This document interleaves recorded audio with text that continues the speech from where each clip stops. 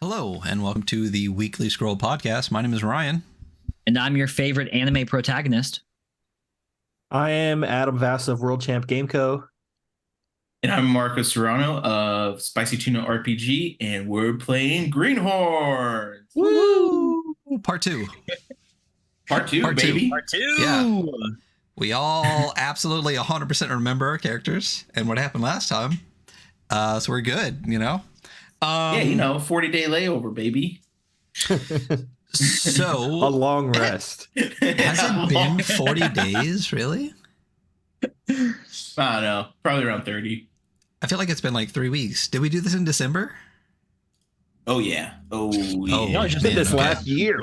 I have no recognition. I have no concept of what's going on. We've also done like 80 episodes between now and 4 weeks Yeah, ago. you guys are going crazy.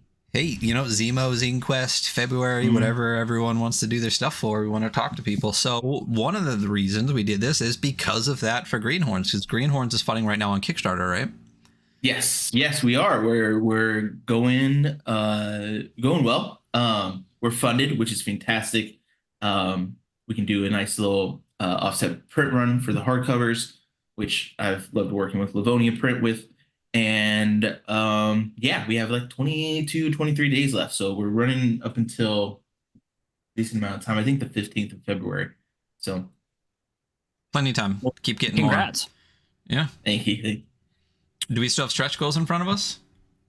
There are a few. So a little bit of an expansion to the class booster, which is, I love player facing things and I always make them. The class booster basically provides a bunch of new information for each class so that instead of being just a little part of the character sheet, players can, see like what conjure mages, where they usually hang out, or what are some legends in their like craft and things like that. So then that way they can kind of have more context to explore or be part of, organizations to be interested or involved with, stuff like that. And then the other one is an additional poster. We hit that. I'm so happy we're doing posters. I've been wanting to do posters since base for a few years. And In tubes. yeah, so it'll just be a bonus. Yes. In tubes. Yes. So stoked about that. Thank you, Jert and Debbie from Space Penguin Inc. for making that possible. Yeah, yeah. love Jert, love Space Penguin. You'll be seeing Jert on the show pretty regularly from here on out. So we'll definitely be doing a lot of SPI stuff here on the show, doing a lot of distribution, but Greenhorns. At some point, all of us who are very caffeinated right now are going to actually jump in and play the game. So tell us, for those that watched Greenhorns a month ago when we played, what is Greenhorns? How do we play it? And how are you going to kill us? Yeah, so Greenhorns is a weird space RPG. It's weird because what you're doing generally is creating planets out of nothing with the help of a godlike machine that's actually doing the work. And then you have to go inside that planet and stabilize it. And I usually call it like dangerously fast because it's like very quick character creation. Combat is auto hit. You hit really quickly. But you're also very squishy, some players can even be kind of one-shotted from like bosses type deal. So it kind of keeps a higher acceleration of like classic danger and lethality from old school adventure gaming. But yeah, so that's what we're doing now. We're halfway through the Tuna system. It's a D20 rollover system.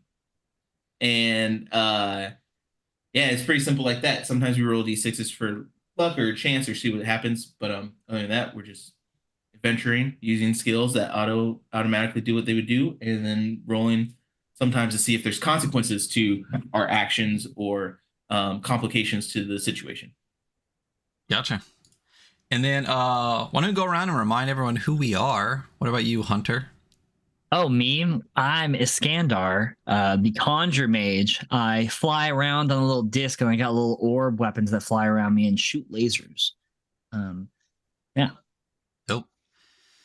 I'm Beetle. I'm a light witch. I manipulate my surroundings, and I'm sort of the clever, quiet one. Nice. And I am Nux. That's my guy. I'm a punch boy. I am a blaster master robot with spray on boxing gloves, and I'm just here to punch. Yeah, the characters have been great so far.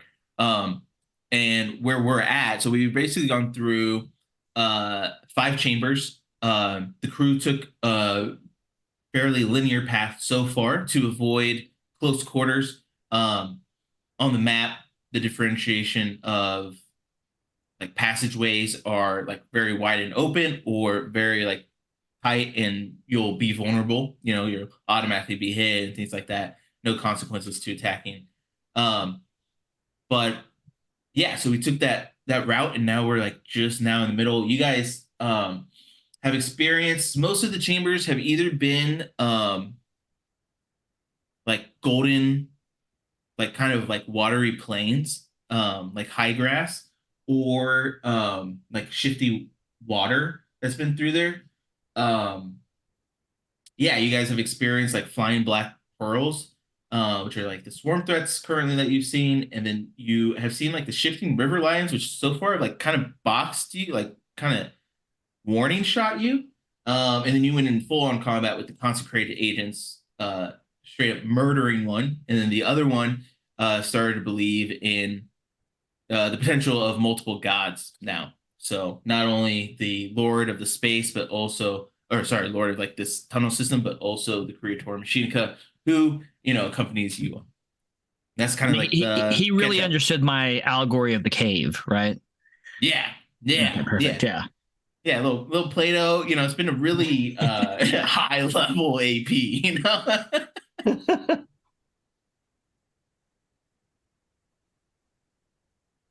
Amazing. All right. So after we killed what amounts to these creatures, what were they called again? They were basically like archangels, how I saw them, or Yeah, they were like angels. They were just like consecrated agents. But yeah, they like appeared as angels. They were like slinging like fireball like spheres at you.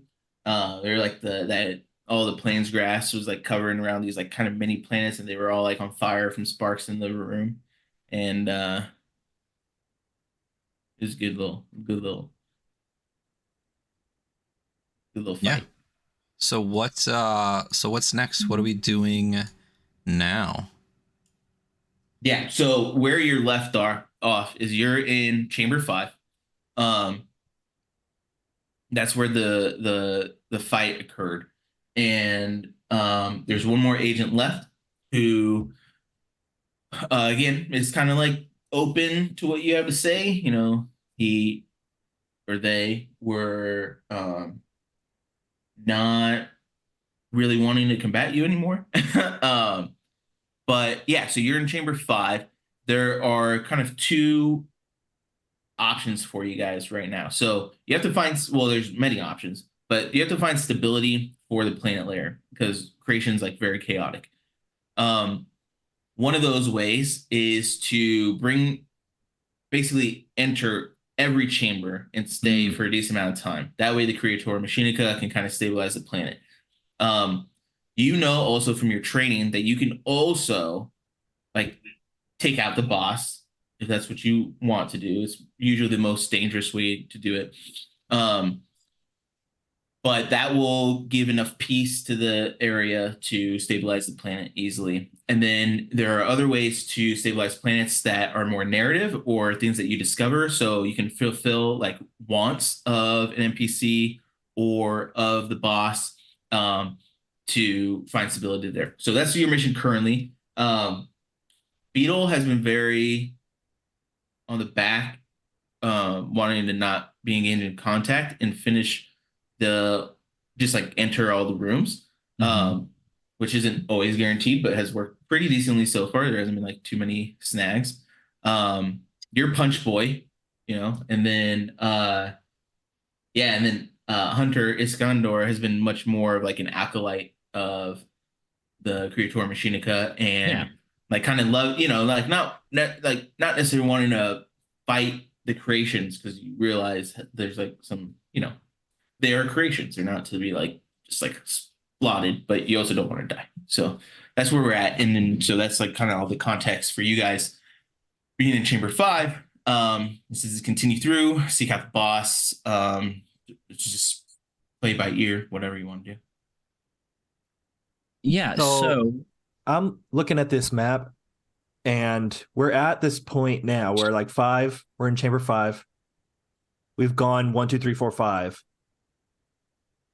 It's going to be a little bit of a pain in the ass to visit every room, just because of what rooms are connected to what other rooms.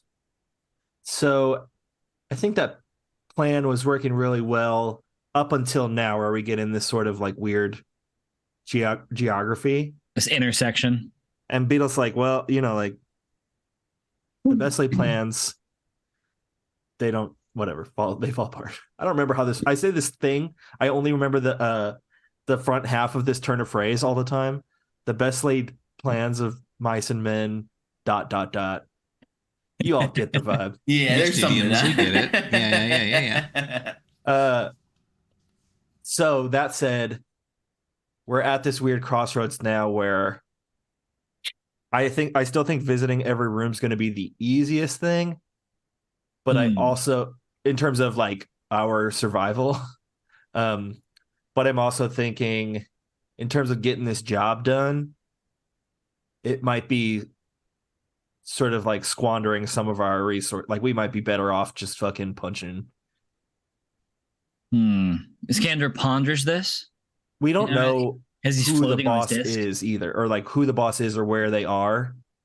But the likelihood that we're going to find them is higher. It gets higher as we keep going through rooms. So we should prepare for that inevitability. Do you guys want to go then 5, 9, 11, then 12? We can try. There's this meta 11's knowledge locked. that we have that there's a lock on one of those paths. I'm not sure if that's like, maybe we have, this sort of creator machinica is like giving us this grid system, like this map we can see where we don't know what's inside, but we can kind of see where the connections are. So the holy machinica. Yeah, absolutely. So that could be our intent, but we might not be able to get from 11 to 12. We don't know what that is yet. I do not, just because it's been a while, I'll point out too. Iskandar has a lockbreaker Q1000. That is very true. So obviously there's 2 locks on the map, but that's something to consider. I like big number rooms, so Double Jeopardy, baby. yeah, I'm willing to backtrack if I'm wrong.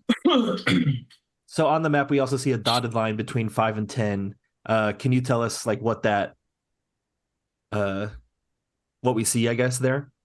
Yeah, so you don't see through the dotted lines. The dotted line means that as you're traveling through it, you're vulnerable. It's very like tight quarters. Oh, okay. So where you're at right now, just as a reminder for anybody or who didn't see part 1, like chambers are like huge. You can go up, down, sideways. We're talking like kilometers wide. And then like the tunnel system from room to room is also very similar to that.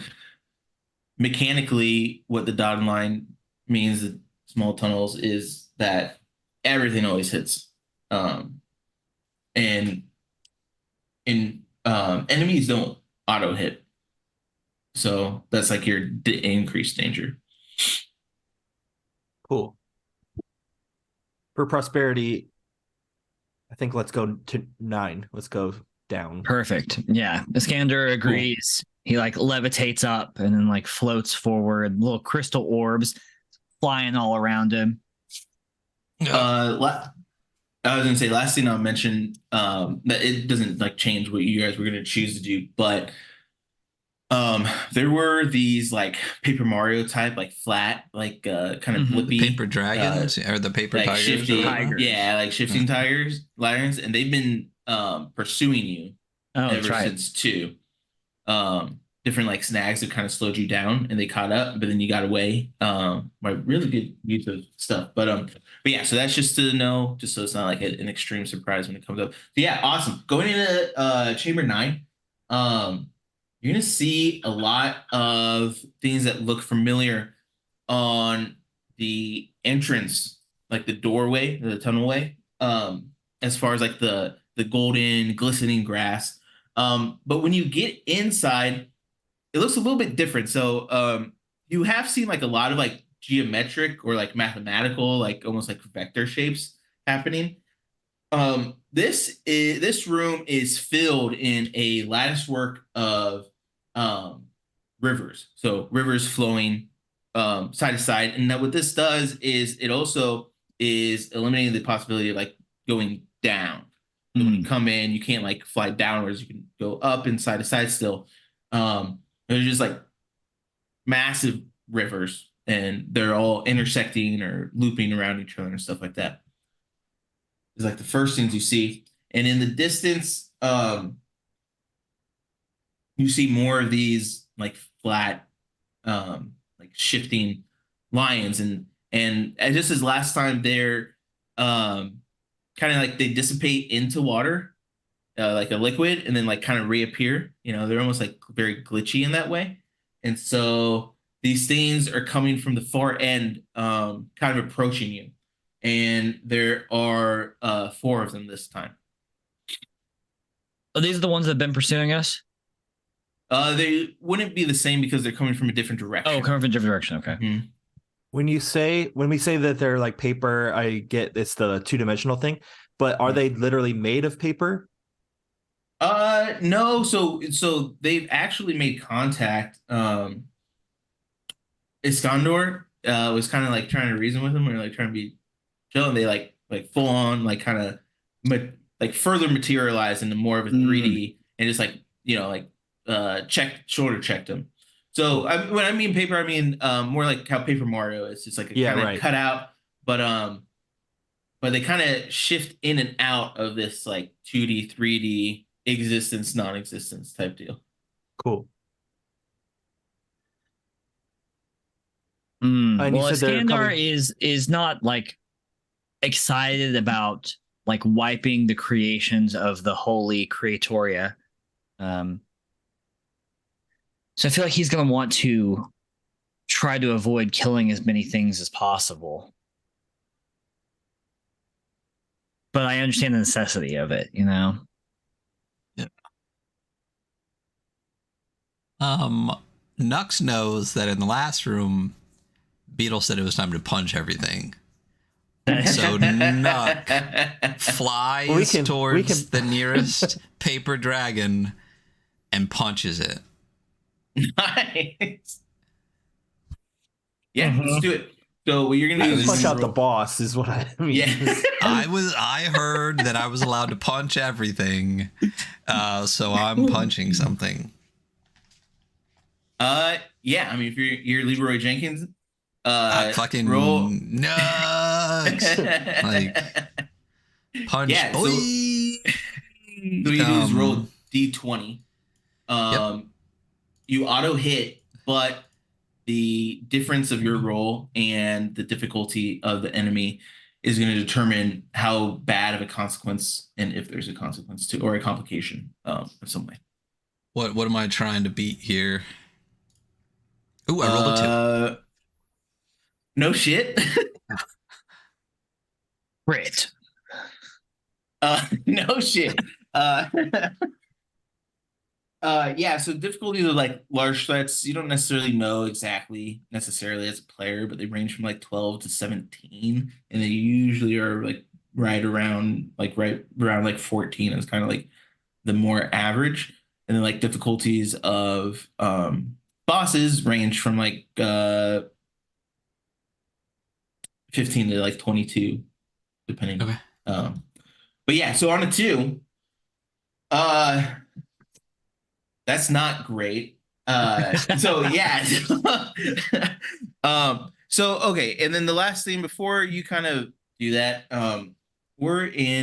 since we're in combat, the way combat works, as a reminder, is that all of the PCs work kind of like on a shared turn, and they act in an order specified by the crew. In this case, Nux is definitely acting first, but very fair. But you two wouldn't like lose your actions per se. So if you have like a predetermined thing that you would react to next, like going forward, then or like kind of notice him attacking. We can kind of describe that now, and then we'll make any rolls necessary, and then we'll determine what happens. But, a little bit of a edge up than usual because you kind of know that you failed, but you can take that information or not.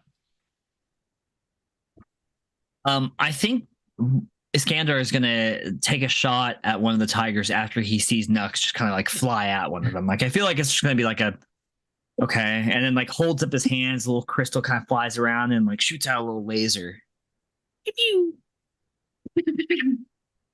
Because you have a ST weapon. I do have an ST weapon, yes. Perfect.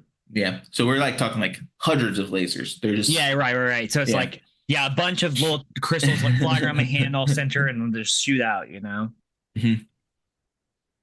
What about Beetle? So I think I'm gonna sort of establish what the whetstone weapon is. I'm thinking that it's sort of like I'm picturing just like this wet Xbox controller, and I'm like using it to almost like command water or like liquid. You said there was like a pond over where they were coming from. I kind of want to just like flood it and kind of like dissipate the tigers to make a path for us. Oh, cool. Use the weapon as sort of like a liquid manipulation to just sort of part our path. Okay, let's do so as far as like mechanically, usually swarm threat weapons do they can take out a whole swarm threat unit, which is like 100 units, or they can deal one hit. What I think if you like this, kind of what you described, we'll do instead is have it give it some sort of like a push ability instead of doing damage to large threats, and it can still take out swarm threat. I think I'm kind of the Iskandar mindset of like these things for the planet that's being created to thrive. It needs its own ecosystem. So we don't necessarily want to kill all the wildlife here, but we do obviously need to get them away from us for us to continue on the path. So, right. Yeah, using the ST weapon more like crowd control than it is like harm. Perfect. So we'll give it like a push of like, depending on the roll, we'll do like 2 or 3 ranger bands. But no damage. But you have an LT weapon, which is nice. So so why don't we get your rolls in, both for Beetle and Iskandar, and then we'll see how everything unfolds. Is it roll plus level? Yep. So it'll be plus level of Blastmaster though. So if you guys, I know you guys aren't Blastmaster. Blastmaster. Well, then I rolled a 17. So hey, what level were we starting at? 3? Yeah, level 3. Okay. Oh yeah, did we all just fully commit to one class? Because like it's you did, it's a down we go. So you can we could have done one of each of the 3, but I rolled a natty 1, baby. Nice. Oh my lord, you guys had awesome rolls against the agents. Okay, so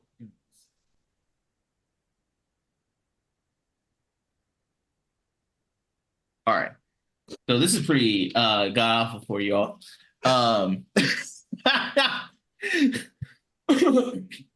nicest part is Iskandar's lasers pinged one of them, and the way you see that is it's like kind of like shifting in and out, and the laser just like perfectly like brought it back into its physical form, and it's kind of like blasted it back. Well, this punch cannon, right, is what you shot, if I'm correct. Nux shoots this like giant punch cannon, and what these things do is they react to it like very like cleanly, in a way where it's like all 3 of them kind of like flip around it, hold onto it, shift it into the river that's like facing you guys, and then that river just shoots it right back at you. And now 1 is going to be the only thing that doesn't deal damage. So the punch cannon does kind of still hurt one of them. That's how this game works. And but the wet cannon doesn't. And the wet cannon of this world, by the way, so we can put that how we want.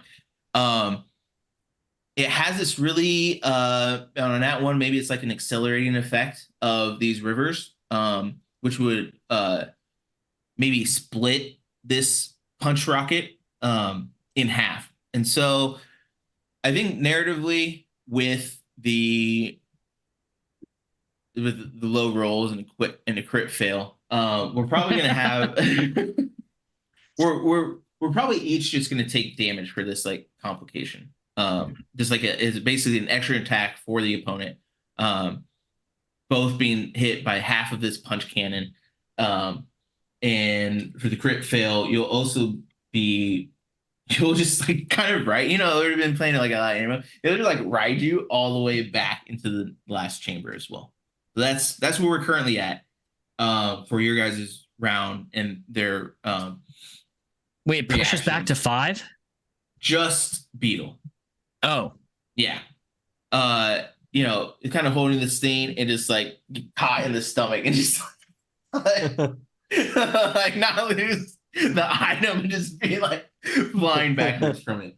Gotcha. And on top of that, they're getting close distance quite a bit as well. So they're like pretty much in your face. They weren't close enough to attack you this round, but aside from capitalizing on your attacks.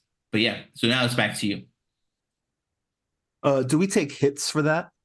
Yeah, each you and Nux will take 1 hit each. Okay. Bum, bum, bum.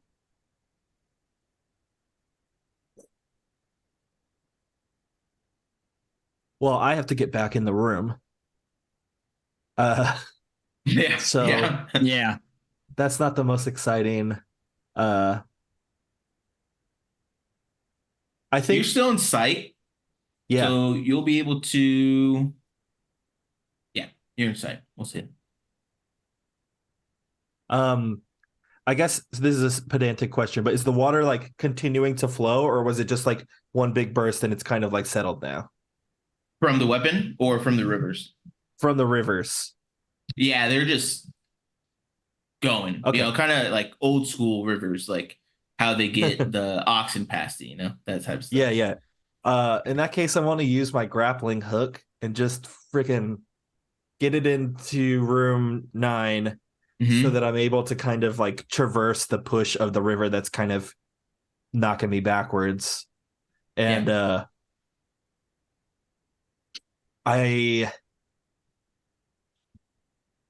once I do that, I'm pretty far then from the source of action still, even if I get into the right room. You're going to go from basically out of range to close. So within like 2 range bands, essentially, because you're just going to double down movement. There's like very small, there's like very nebulous range bands in this game where it's like adjacent, Right. close, like far range, and then which is every like ranged weapon has like far range essentially, and there's like outer range. So we're just gonna say you were like bumped out of range, but you guys hadn't traversed too far in there. You guys were taking pretty long shots as was. So yeah. Yeah, let's see what the other guys do before first goal is to get into that space and then I guess figure it out, recuperate. Cool. Nux, what are you gonna do? So I think, if I remember correctly, I think I took for my blaster master stuff, I think I took incinerating missiles twice, and I think I took locked and loaded. Because I remember saying that if I had acoustic artillery, that would have helped. I know I didn't take electric webbing. I'm pretty positive I didn't take exhaustive spray.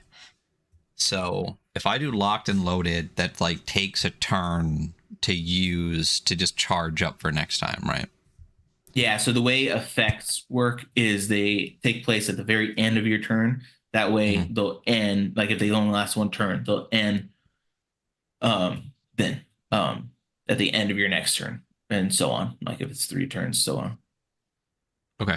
Then what I would like to do so basically I fired my punch cannon and they just basically turned it around to shoot back at us, right? So as that flies, it hit me, right? Like it bounced back at me. Yeah, you got hit. So Beetle. And then because we're flying and stuff, so or at least I know I am. So I'm gonna let that. I'm just gonna hit me. I'm actually gonna dodge back, like kind of more in the direction towards Beetle was. And as I'm doing, I want to lock and load. I want to lock and load. Oh. So that I can auto hit a couple of stuff on the next ones, and then I got my incinerating missile. So I'm gonna use my locked and load. Whoa, no. This is like once we use it, we're done, right? Like I can't ever use this again. Yeah. Yeah. No, I'm gonna save that for the boss then. Yeah, you have 3 uses of skills. Yeah, the nice thing about locked and loaded though is that you can target multiple targets. So you auto hit with a regular weapon against 2 different targets. So you're kind of, just real fast, kind of firing back and forth. I'm gonna hold on to that because I know we got the boss coming up. I'm just gonna. If the punch cannon fired back at me, I'm just gonna grab it and punch again. I'm the punch boy. I'm just gonna go in, and whichever tiger's closest, I'm gonna swing away on this one. Cool. And Iskandar? Iskandar is he watches Adam or Beetle get pushed back by a wave of water, like incredibly far back, it sounds like. And then he watches Nux get hit in the face with his own flying fist. And he's a little perplexed and frustrated because we're obviously holy emissaries of the Creatoria. And so he turns, but he doesn't turn. He is floating on that disc. So it's he just kind of rotates back towards the thing, and very anime character, hands behind his back, the swarm weapons just come around him and they fire lasers again at whoever Nux is targeting. Okay, cool. Sweet, let's do that. And then just for clarification, for Beetle, you actually don't have to hook into a river coming towards you. So as a lattice work of rivers, they're all going in different directions. So you can actually jump. You can actually pull yourself into a river going towards them, close distance. Or if you want to kind of go be kind of surf, pretty surf. much. Yeah, pretty much. I mean, that's cool. That's a little redemptive after my one. So yeah. Yeah, I don't really have any attacks that I want to do. So I guess I'm just gonna be badass and surfing on this grappling hook. Sweet. So that'll position you pretty nicely. But yeah, let's resolve this all. So we'll do rolls for Iskandar and Nux, and then we'll see what happens. Okay. 19. 18. The exact opposite as a 2, kind of on a d20. That it is actually reasonably. Yeah. Well, was that 2 19s, or did you say what you had, Nux? Oh no, that would be a 19. I had an 18. And I had a 19. Nice. Yeah. Which is the actual opposite of a 2. So yeah. Nice. Yeah. That's how math works. Yeah, just to double check, did you do 18 and then add 3, or you rolled a 15 and added 3 for your Blastmaster? Oh wait, I get to add 3? Yeah, you're Blastmaster. You're good Wait at fighting. Wait a second. Start with 1 up plus 3. Start 3. No, so it's 18 plus 3. So that's a 21. Yeah. 21. Very, very, very, very good. You guys are targeting the same one. You just obliterate one of them. And this the way that they've kind of glitched in a way is exactly that, where they kind of pixelate and then kind of the slow explosion type of deal. And then the other 3 are also intelligently using the rivers, and what they are doing are they're going towards Nux and Iskandar, and because Beetle's kind of surfing too quick for him, so they're just continuing on their way, and they're boxing you towards the way that they were shoulder checking you and stuff. They're boxing you towards 10. So as you enter downwards into 9, they're just gonna attack you without dealing damage, without trying to deal damage. Us. and it's Gotcha. like pushing you. So they're going to push you a good distance then in lieu of damage. But yeah, so everyone is within range bands of each other still. But that's going to be their action. Beetle's just Okay. surfing up, you know, Mhm. fucking hanging Tim, brother. So my punch cannon hits same time his laser beams come shooting around like freaking Darkseid, and while that's happening, Beetle's just like shooting back in on like a river, and we're in this room of just lattice work, and then these freaking tigers are surfing the river too, and then they just like body chuck us towards room 10. Yeah, and there's three like of these like river lions left. But yeah, so basically the way it is they're in the middle of you now. But you're just like close, and then Beetle's close the other way. Gotcha. Is there Really a river probably that closer to shoots towards Any 11? direction you want. Yeah. Okay. Okay. So is our turn to punch these things again? Well, Yeah, actually, it's your turn. only one of us really does the punching. Yeah, I'm thinking too is like because we each only picked one class, like, and I picked the support class. I'm kind of just like, no pun intended, but treading water over here because I don't have a lot of utility in a fisticuff match with some tigers. Well, I will say that except for however creative I can be.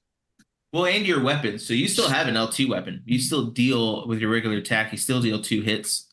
Or, well, we don't know. But I'm trying to save miss, on to it because I can't remember. They have like I guess like a limit, right, of use? No, we're a very soft RPG. No tracking gravity or like ammo. Okay. Or I also so yeah, because there were 4 of them. Wasn't sure if this was. I can't remember what the ST and LT, but like squad, like this was like a bunch of enemies. this is going to be like these are like large threats. They're just spawning in. So usually when like large threats spawn in like multiples, they're just easier to take out.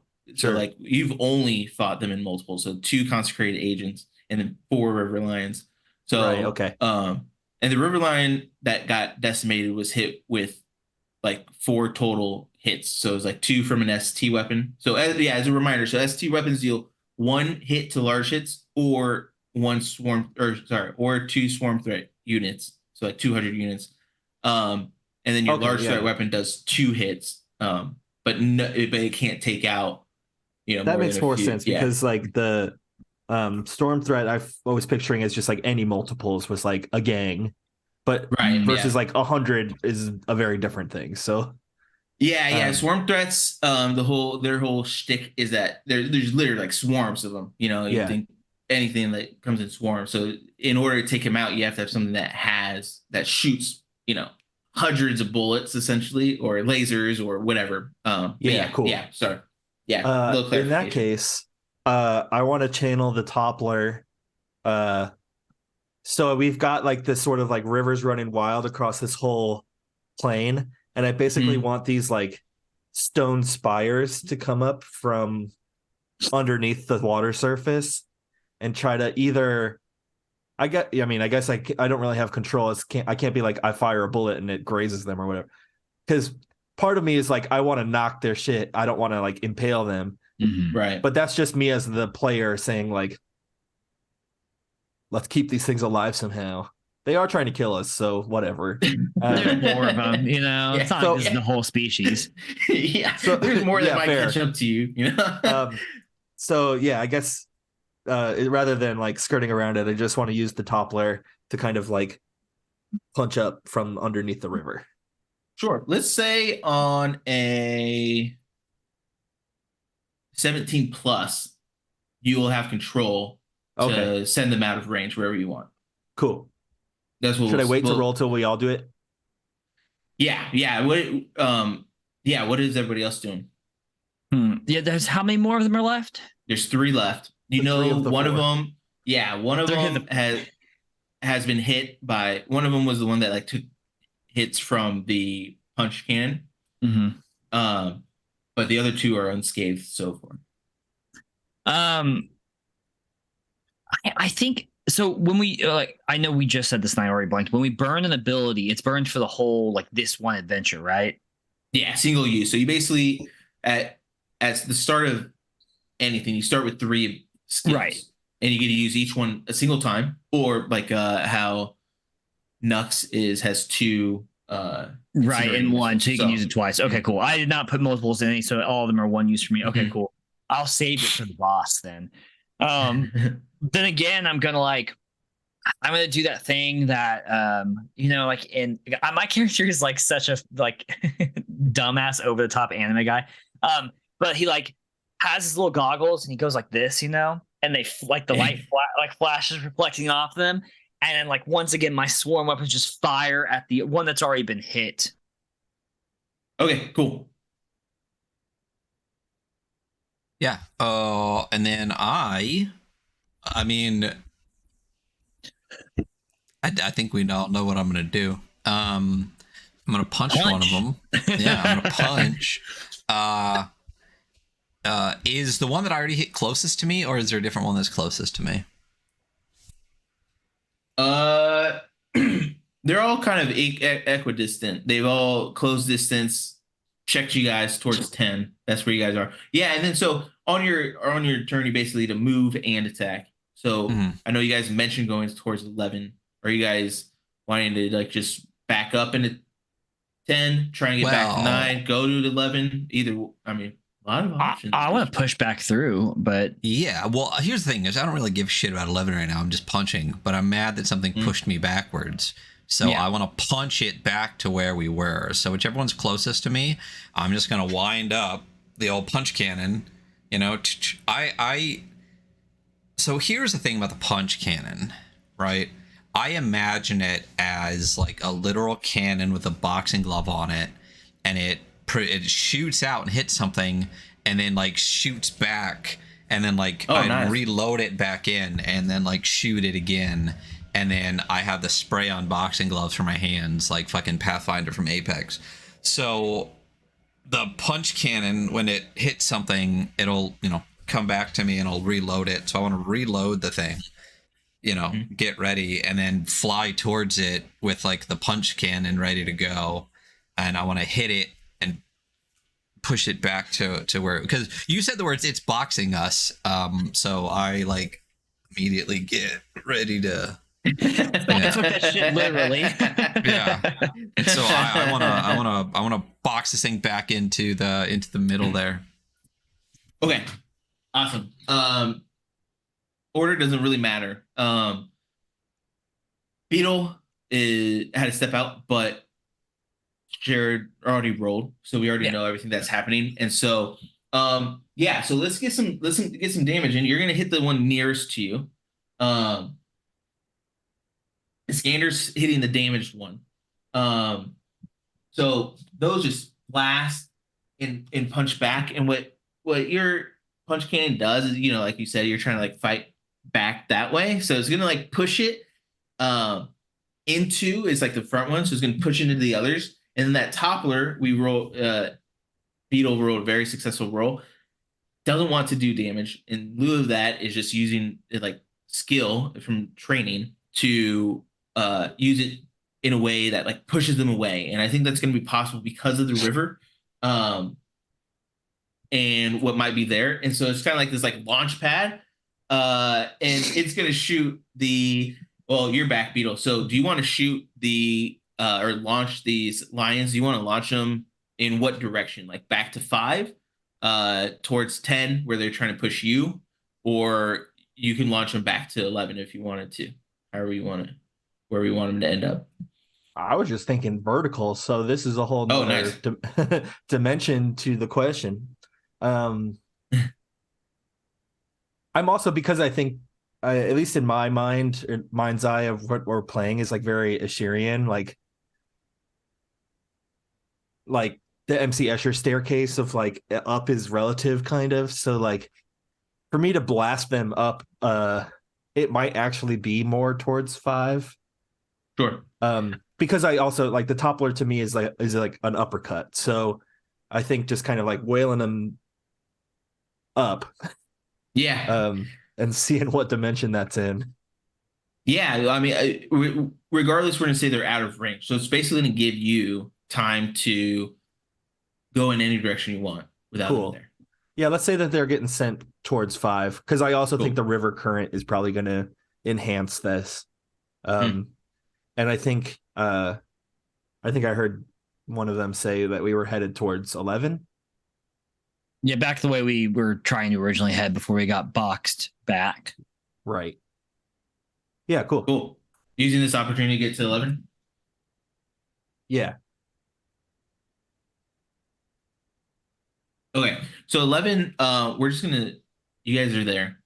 These things are like in the air as you're just like going down, and you can use these rivers again and move more quickly, versus like, at your regular speed too. So we'll just use that as enhancement to get straight into 11. And 11 is less of these planes, and it's actually a lot more reminiscent of 5, which if you remember in 5, we just had like showers of like sparks happening. It's really like glaring, amount of sparks, kind of like prohibit vision in some ways, but like it landing on you in your space safe gear, you're fine. It's not like something that you're worried about damaging you.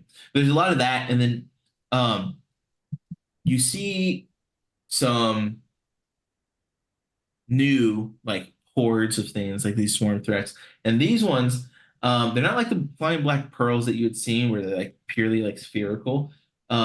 They are actually like very shiny, like space squids.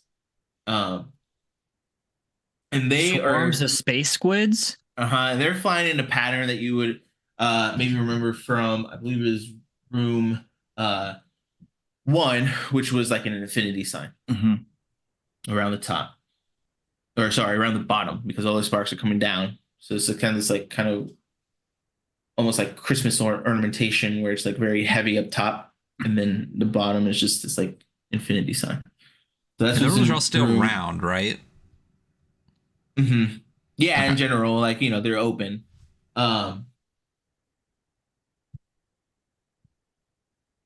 Yeah, and then in the center, these space squids, you would see like a glimmer, and something that you would know from training to be like a key. Key? Yeah, key. Keys are like in some ways like almost like cartoony, like you always know what a key looks like in Zelda, for instance, so. Gotcha. Okay, so the key is being swarmed around by space squids. A key is being swarmed around, yeah. Who wants to go get the key? And we've moved past the ones that were the flickering tigers that were attacking us, right? Are they following us? You know that they were like being launched in the air as you got into. Oh, that's right. Room 11. They got launched up. Yeah, you just finished this fight with them, but you also know that you're being tailed by another group of 2. We have really attracted a lot of these paper tiger guys, Uh-huh. Yeah, you're realizing that all your like artificial training, these like kind of VR stuff, like going through every room isn't as easy as possible, sometimes. So especially if the things chase you. But yeah, shiny space squid. So the way into 12, what do we see like the locked way into 12? Oh yeah, so that I should probably, it's like a really like an ornate doorway. Okay. It's obviously something that seems like very locked, and this is going to be one of like water and of like kind of like warped water in a way, something moving slowly. You would see seems more liquid, but obviously an entrance. Cool. I'm going to fly up to it, and I'm going to use the Lockbreaker Q1000 on it. And because I'm a hard light construct kind of guy, I assume that I'm going to form it like one of my hard light constructs. It just kind of like, it's almost like drops of light rolling up my arm to my palm. It just becomes like a spike. And just because it's water, I'm just going to superheat it and just like drive it in. Yeah, you said you're using the Lockbreaker, the item that I have. Mm-hmm. Yep. Lockbreaker Q1000. Perfect. Yeah. What does everybody else want to do? I guess we're not in combat, so we can resolve. Yeah. It works. It works. No problem. You don't need that key. You're not sure if that key is even that one or for room 7 to 8. Right. Or chamber 7 to 8. Big number room is what I'm going for. And nothing is in this room is like is not paying attention to you. So room 12, there is something that's going to pay attention to you. And the way that's worded is just like, way to go, fucker. So there is this like dripping black like fly. And it's like dripping, like, you know, it seems like it's like just covered in oil, you know, and it has this like very like overwhelming flutter in the space. And you can see the like reality of this from like your vision. If you've ever seen like above like a charcoal grill or something where it's like wavy, and that's in the same pattern as what you saw like to the angles of what you saw the flying black pearls flying in room 3 as. And then at the bottom of the chamber, so it's kind of at the top, just fluttering and looking at you. And at the bottom, there is this like glass bottle full of sand. And that is something you would recognize as like a significant item, what's called loot in the game, but something that might be more like striking as like something that would tell stories of the world versus like, you know, what you've seen so far. When you said we did get its attention, what, I guess, how does that manifest? Is it just like looking at us? Yeah, so it intensified its flutter so far, but it does have eyes on you. Have you ever seen like you know how dragonflies are? Well, like there's a Pokemon called Yanmega, and it's like kind of curved. It looks much more like aggressive in a way. You know, it's like curling up and ready to make movement. So definitely something that's threatening, but not like aggressive per se. Is it like boss threatening or like we broke the wrong threat. lock threatening? Large threat threatening. But not like boss threatening. No. So we broke into the wrong room. Is that what's happening? Well, potentially you found loot is what you did. Oh, okay. You just don't have it yet. I mean, it is the thing that's here, right? Like 12 is a dead end. So do we want... We should grab the shit because it's here. Yeah. I agree. I'm always for grabbing loot. So I guess Iskander is like, this is the holy conquest of the Cretoria. This was created for us. It's holy emissaries. I want to just sort of grapple hook, like, like, yeah. fucking, yeah. Like, let's kind of take it and run. Yeah. So we're going to get to the boss room, and while fighting, we're going to have like 20 tigers and some fucking giant like bug thing on our ass. Yeah, I think if we can get out of here without engaging with the fly, we're better off. Yeah, absolutely. That's pretty smart. Yeah, let's do it. I don't think there's any rules for that either. I think you're good. I think that was intelligent enough to kind of avoid going under this thing.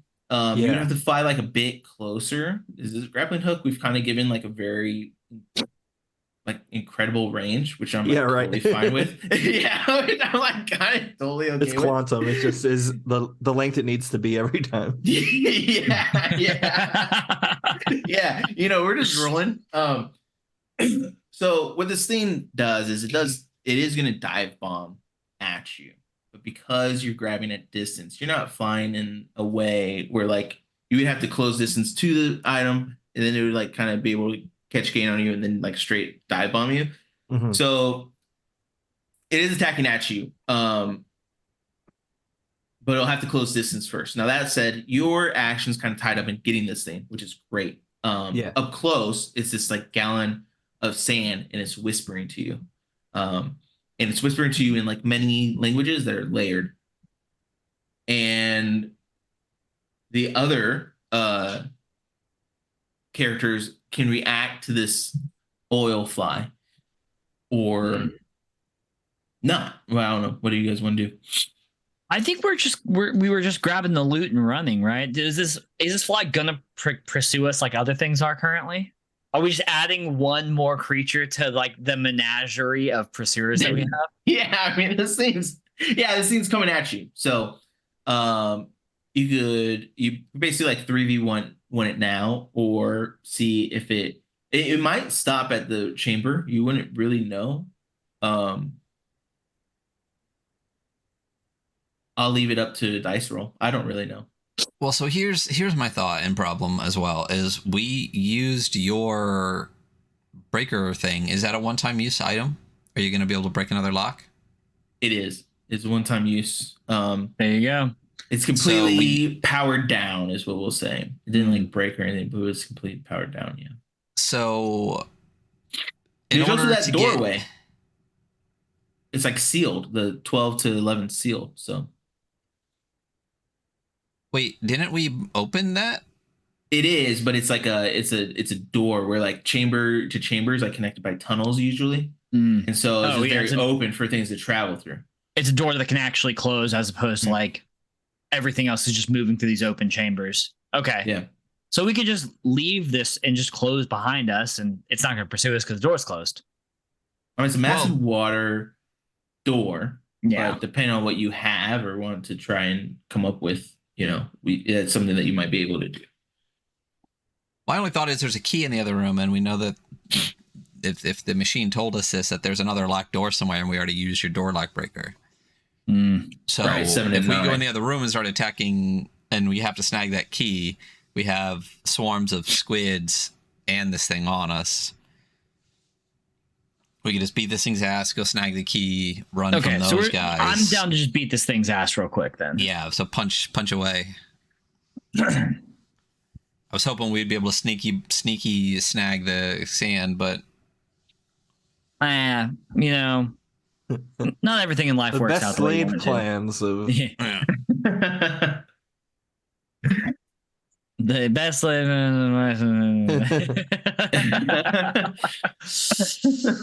Yeah, I'm gonna Google it so I stop looking like a dumbass. It's I think it's often go astray.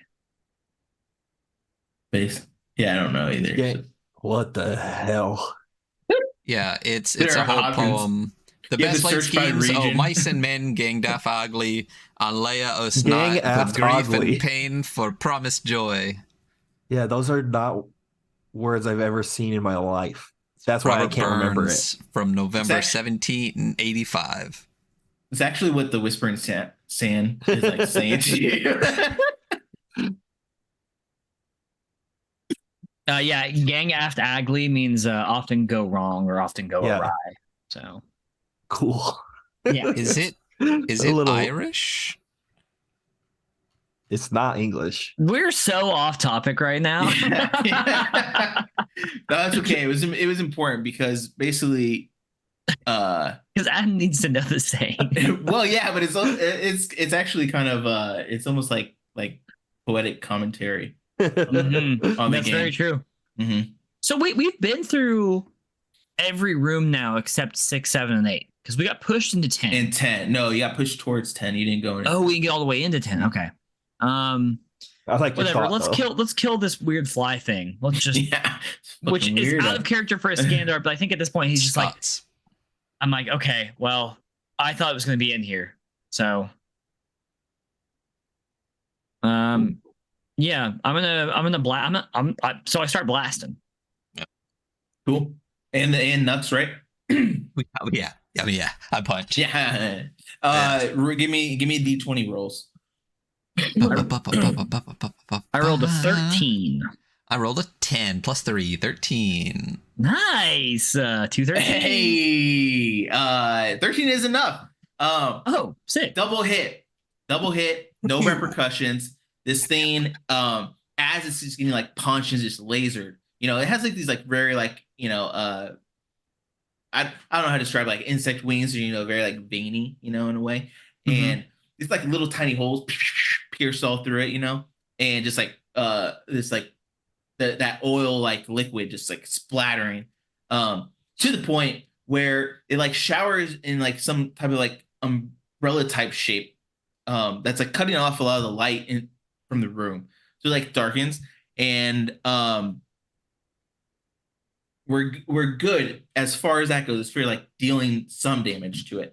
Now this thing's still gonna get up to you, and you know, did Beetle do a thing, or was that the hooking the item? Yeah, Beetles spent their action hooking the item. It's good. But this thing's gonna like dive bomb towards Iskander, and so that's what it's doing. I need you to roll a defensive roll. So this is usually D20 plus potion doser, which I know you're not a potion doser, but for the sake could of I use my surrounding sphere ability? So that would have to be determined on your turn. Okay, it has to be on my turn. Mhm. Gotcha. Okay, I'm gonna roll, and I'm not gonna look because this would be such a high number, right? 14. 14. Okay. So perfect. So I think a lot of the narrative aspects of your character that we've been playing off is these like orbs that are just like firing all these lasers and stuff. And so just like a ton of light from you, and it's just gonna like zoom past, but it's gonna immediately kind of turn around and redirect itself towards you.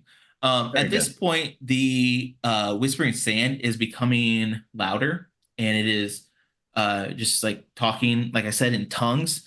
Now your space safe suit does have like auto translation, so automatically fast, where you hear both and back and forth. So it's kind of like this weird like layering in like a slightly different tone. You know, it's kind of like whispering things of this world in some way that you can't necessarily coherently tell, but it's, you know, also like, you know, the best laid plans are often go awry. And yeah, so that's what's happening there, but it's back to your guys' actions. So if you're trying to take this thing out, or obviously, or leave, whatever you want. Yeah. How fucked up does it look? Okay. Yeah, I would. You did enough to it, but didn't like slow it. You know, it didn't like really slow it down. It's not scared. It ain't a skirt. It ain't a boss. But it's mad. Well, I mean, here's the thing: is now that we've made it mad, it's definitely going to pursue us if possible. So I think we have to just keep punching. So I mean, I'm just gonna be flying around doing a thing, and you know the what? character named Nux is like, I have to keep punching. I want to be away from everybody. Like, if we're all three in different spots, it can't target us together, you know? So nice. I want to be far from Iskander and Beetle. And even if that's like, we're in our big round room and we all fly, so there's no up, there's no down, realistically. I mean, so I just want to be different than everyone else in location. And cool. We'll just say, for simplicity, we'll say there's like an up and a down, but cool, that way you can just go, you can choose where you're going. But and then my cannon you know, flies back to me, and I reload the punch cannon and I fucking fire again. It reminds me of those like old like mech like shows where like they'll fire their fist and it fires out and it just like flies right back to them, you Yes, know? that's 100% what it is. Because like the picture of the dude, of my guy here, will it Yeah, the paste in here? I Blast don't think it will. Master. The Blast Master definitely has like these like cannons on its Right. Yeah. on its back. That guy. That guy. Yeah, it's that boy. He definitely. So one of those is definitely just like a boxing glove, you know, Mm-hmm. Yeah, and it just fires off. yeah. Characters are like very variable. So like that's like there are things like grafted technology, grafted weapons, and like cybernetic weapons. So you chose like punch can stuff, where that's like kind of lasers and missiles. You obviously have missiles too because your skills. But sweet. Everybody else attacking? Absolutely. I've never stopped, you know? Yeah, yeah. Yeah, my big question was mainly for Beetle, because I know Beetle's been trying to manipulate the situation more than damaging so far. Yeah, which is fun, but I also think I'm holding us back a little bit. So in this instance, I'm going to use the toppler again, and instead of the sort of like multi-fingered like approach from before, I just want one big spire to just like punch this thing with Cool. rocks. Cool. Sweet. Everyone roll a d20 for me. I rolled an 11. I'm a 17. 17 plus 3. Hot damn. Hot damn. So yeah, Iskander does not hit. Sorry, Iskander did 11. So there's going to be some complication to your attack in some way. If you would like to have some type of narration, as a reminder, the penalty for missing scales with how like far you rolled off. And in the past, what we've seen so far is like losing a piece of gear or losing hold of your weapon. You took damage from a failed miss before, and obviously the other two did as well. But like that's the range. Now you missed it by 1, so it's a very like small thing, but still a complication that needs to happen. A change of environment, or a change to your or a change to you. But this thing is definitely like getting beaten to hell. Just like beat to shit. So you guys are actually gonna like take it out as a whole together with all 3 weapons dealing damage. And for anybody who would like to, we had some pretty decent rolls, and obviously the -1. If there's any like change to the environment that you feel is important to say beyond the miss, then we can go with that too from either Beetle or Nux. But for now, Iskander, what are you thinking? The situation is going to be. I was going to think maybe my my hard light construct a little bit overheats and I'm unable to attack the next round. Yeah. So like one miss, like that feels like a non-permanent, like, you know. Yeah, basically not being able to use that weapon. So you would still be able to use like a skill or something. But I think that's a pretty good. Maybe like force a skill use is kind of a big deal depending on who you're fighting, or take the turn off. Well, how long would the weapon be out for? I think a round makes sense. In combat, that makes a lot of sense. It's actually like it's actually a pretty big negative for 1 miss. But do you have a better suggestion for a 1 miss? I think that was a good one because you're not losing your turn. You could still use the skill, but against this like oil fly, is that what you want to do? Maybe not. So you might skip your turn. The nice thing is at the very end of the combat. So I don't think -1 should be. I think I'll hang with that then. Yeah, after this. So you guys just knock this thing out, which is great. But you could have had a negative effect. But luckily you just hardly had skate through. Knock this thing out. You're still in this room. The oil splatters everywhere again. and it kind of knocks out like all of the light in this room. And now all you hear is the whispering of the sand, and the whispering of the sand is more of a murmur now, and more of a chant in a way where it's just louder. And so, yeah, that's where you guys are at in room 12, chamber 12. Nice. Let's get the fuck out. Yeah. Yeah. Yeah. Let's go find more stuff to punch, you know? So 211. Yeah. We're gonna pass back through that door to 11. Do we want to try to get the key from the squid? Do we want to wait on that because we're not sure what door that goes to? Well, here's the problem. I mean, do we have does the what's our robot called? Creator Technica? The Creator Machinica, yeah. So robot. Our god? Yeah, sure.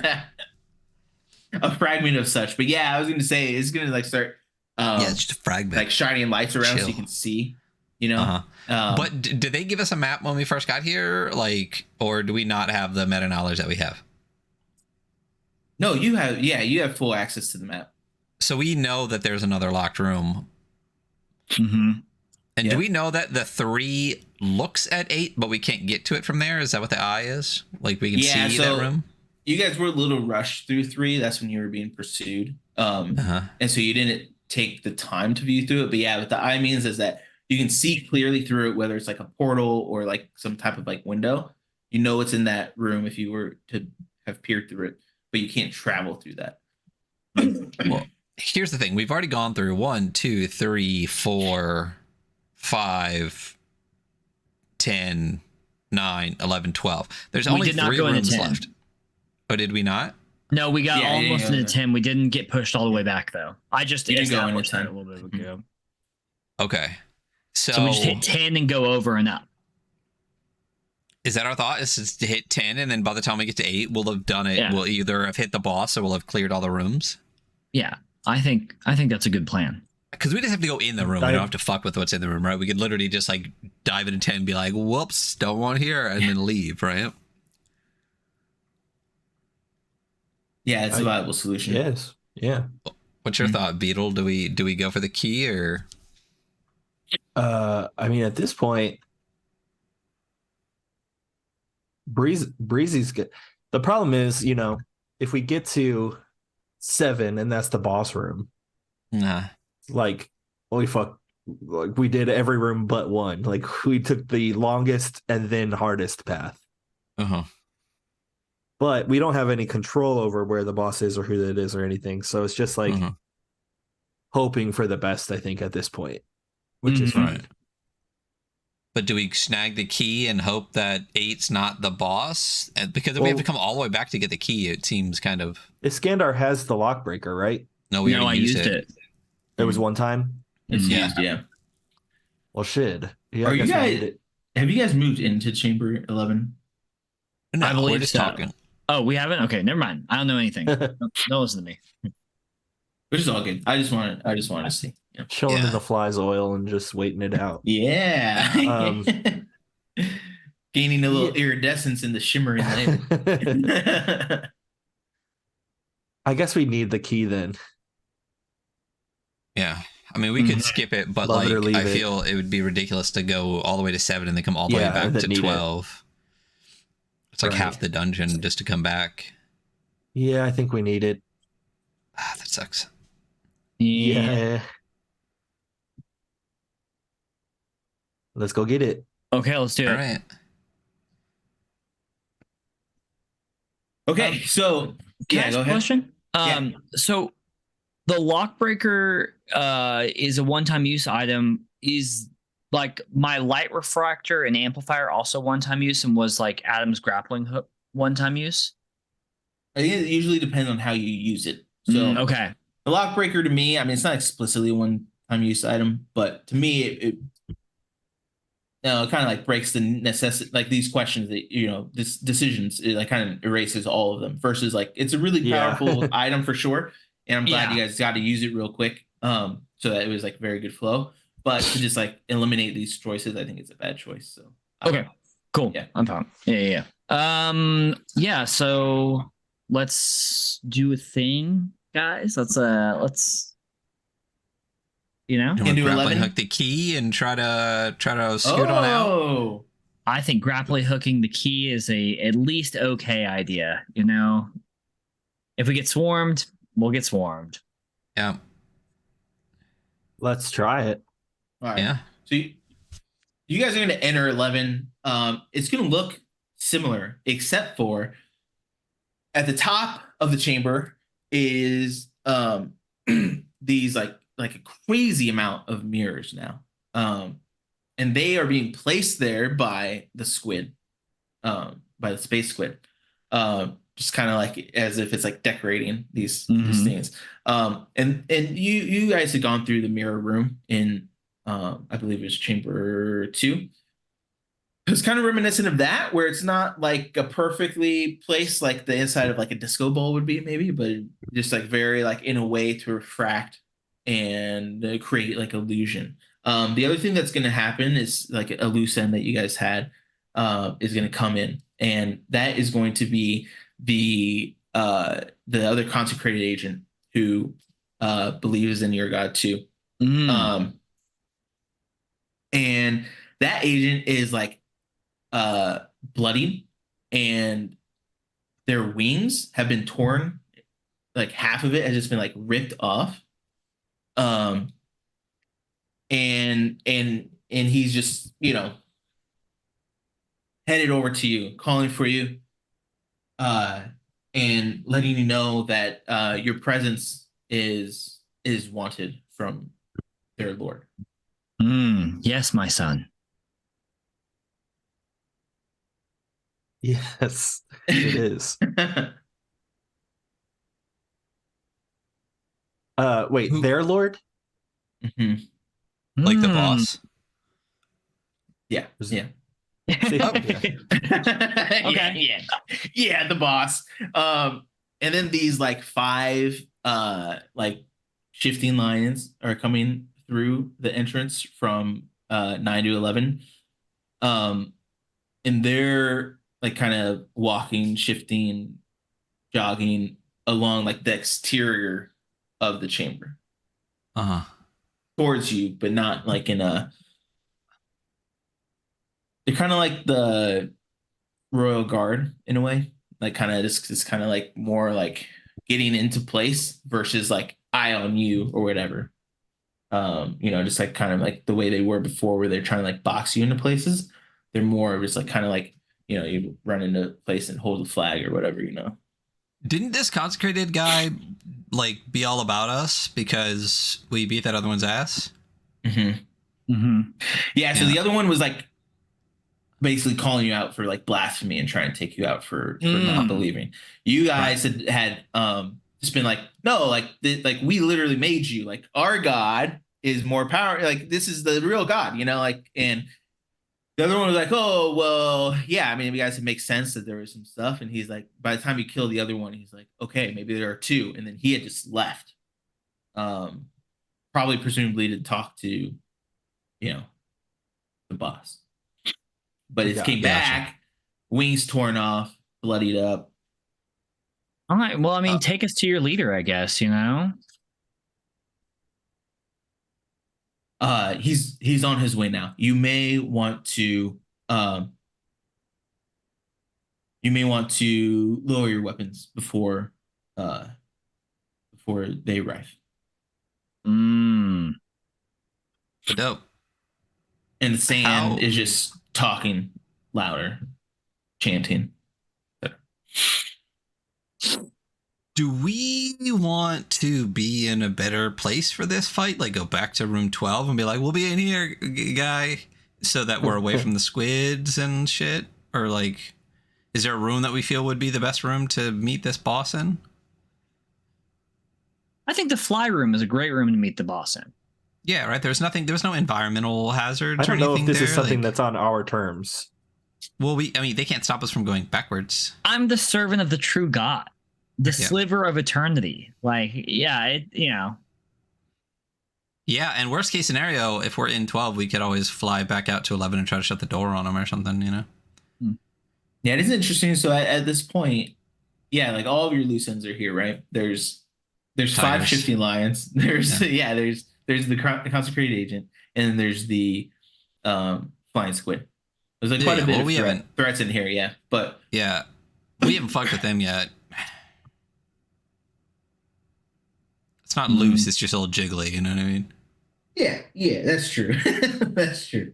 Well, let's get a little jiggly in room 12. Let's just be like, 12? cool. Oh, yay. We're going to wait Yeah. for him in here, guy. And then just go back.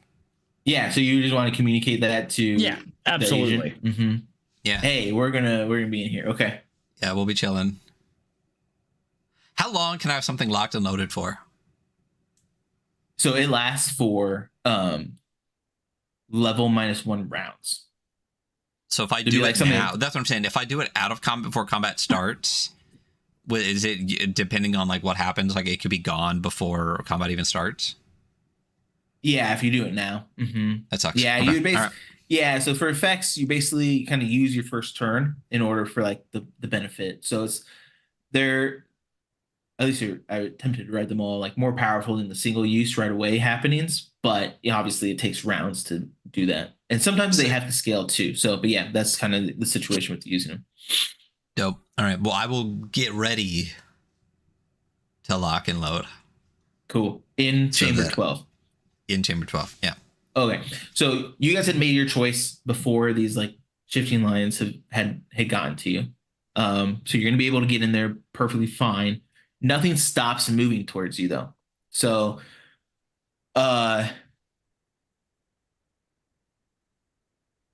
yeah, even the squid kind of pivot. You know, they're like aware of your movement. Our holy presence. Mm-hmm. So yeah, everything's headed towards you now. You're in first. You're just in and chilling? Are you closing the door? Are you? It's very dark in there still. I don't know. I'm definitely closing the door, and I'm fine to use my light amplifier to light the room. Nice. Now, I was gonna say the creator machine is gonna help you out a little bit there too. The Great Machine is written as like a benevolent creator, and there's kind of a complication in that because they will not protect you because they have created also what you were fighting. So the violence ensues, and it's like, well, I'm not choosing a side, but it'll like, kind of let you see a little bit. So yeah, as you illuminate it, it is you see more of like just what's there. It's a more plain room. And I didn't really describe it last time, but it's covered in these golden wavy plains. We're gonna put a little bit of these like floating spheres that were there in the room in chamber 5 when you fought the consecrated agents. They're just not on fire because there's no sparks. And then I think this would be a really good time to open up.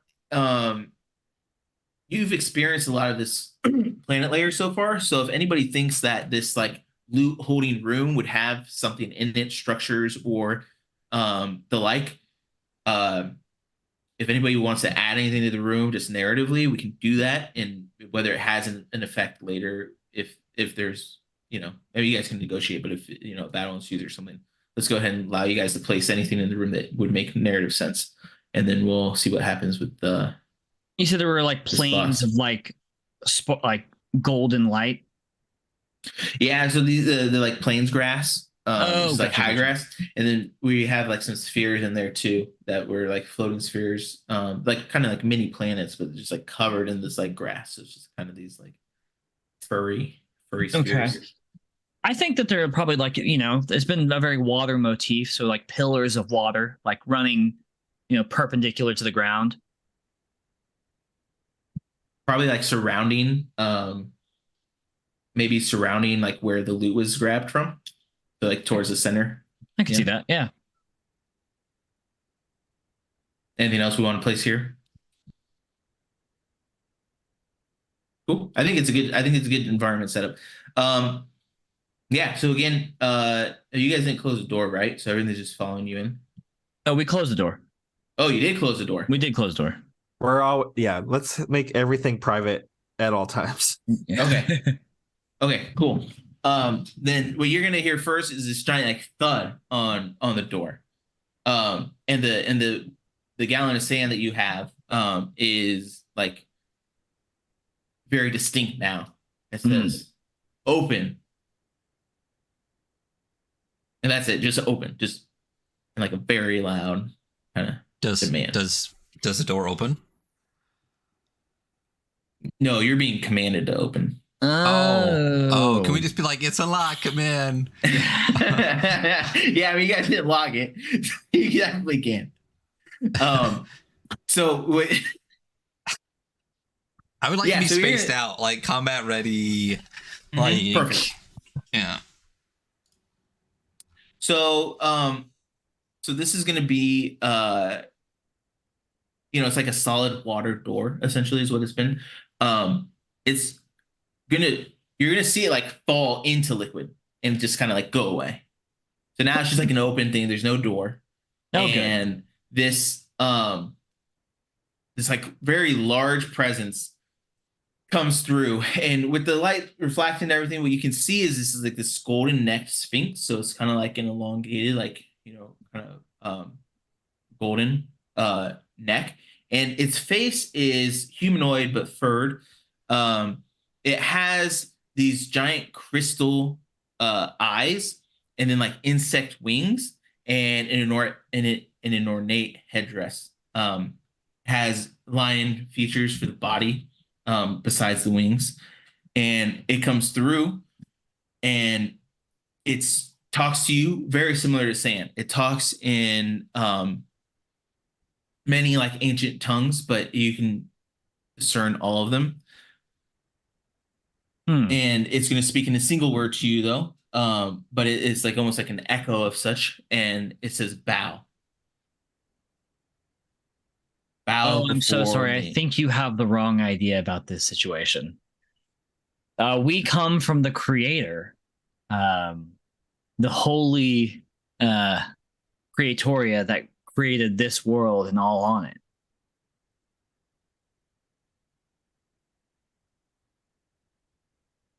There is no matter of creation more important than I. Well, imagine that you're a guy in the cave. Yeah, this is bringing me down. So everything's like flooding in, right? Like the everything's acting the similar way. Where like the lions are kind of walking around, to like surround the arena of sorts. The squid's spilling through. The agent is like kind of spilling in behind the Sphinx, and it doesn't go well. It's gonna increase its volume. It's gonna like talk in a way. It's like, you blasphemous, soon to be dead.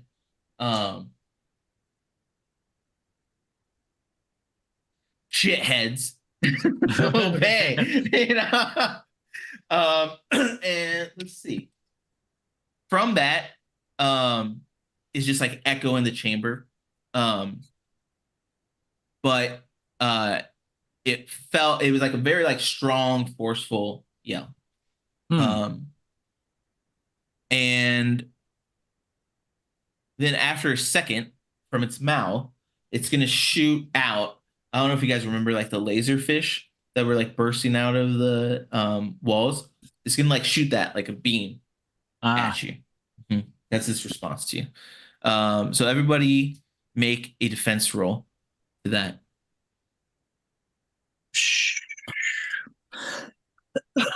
Oh my God, nat 20. Let's go. I got a nat 1. Yeah. So the spectrum is on display here. I got an 11, and I don't have any potion maker, so it's a flat 11. Okay, perfect. So, yeah, I kind of, I don't know. You guys always try to like communicate with things, which isn't always bad, but there's like a boss interaction that is not as good. So, what I will say is that Iskander can use the nat 20 to cancel out the natural 1. I will do so. So we'll do that since it's like the very beginning of the combat and you guys like kind of lost initiative. And Beetle gets wiped immediately.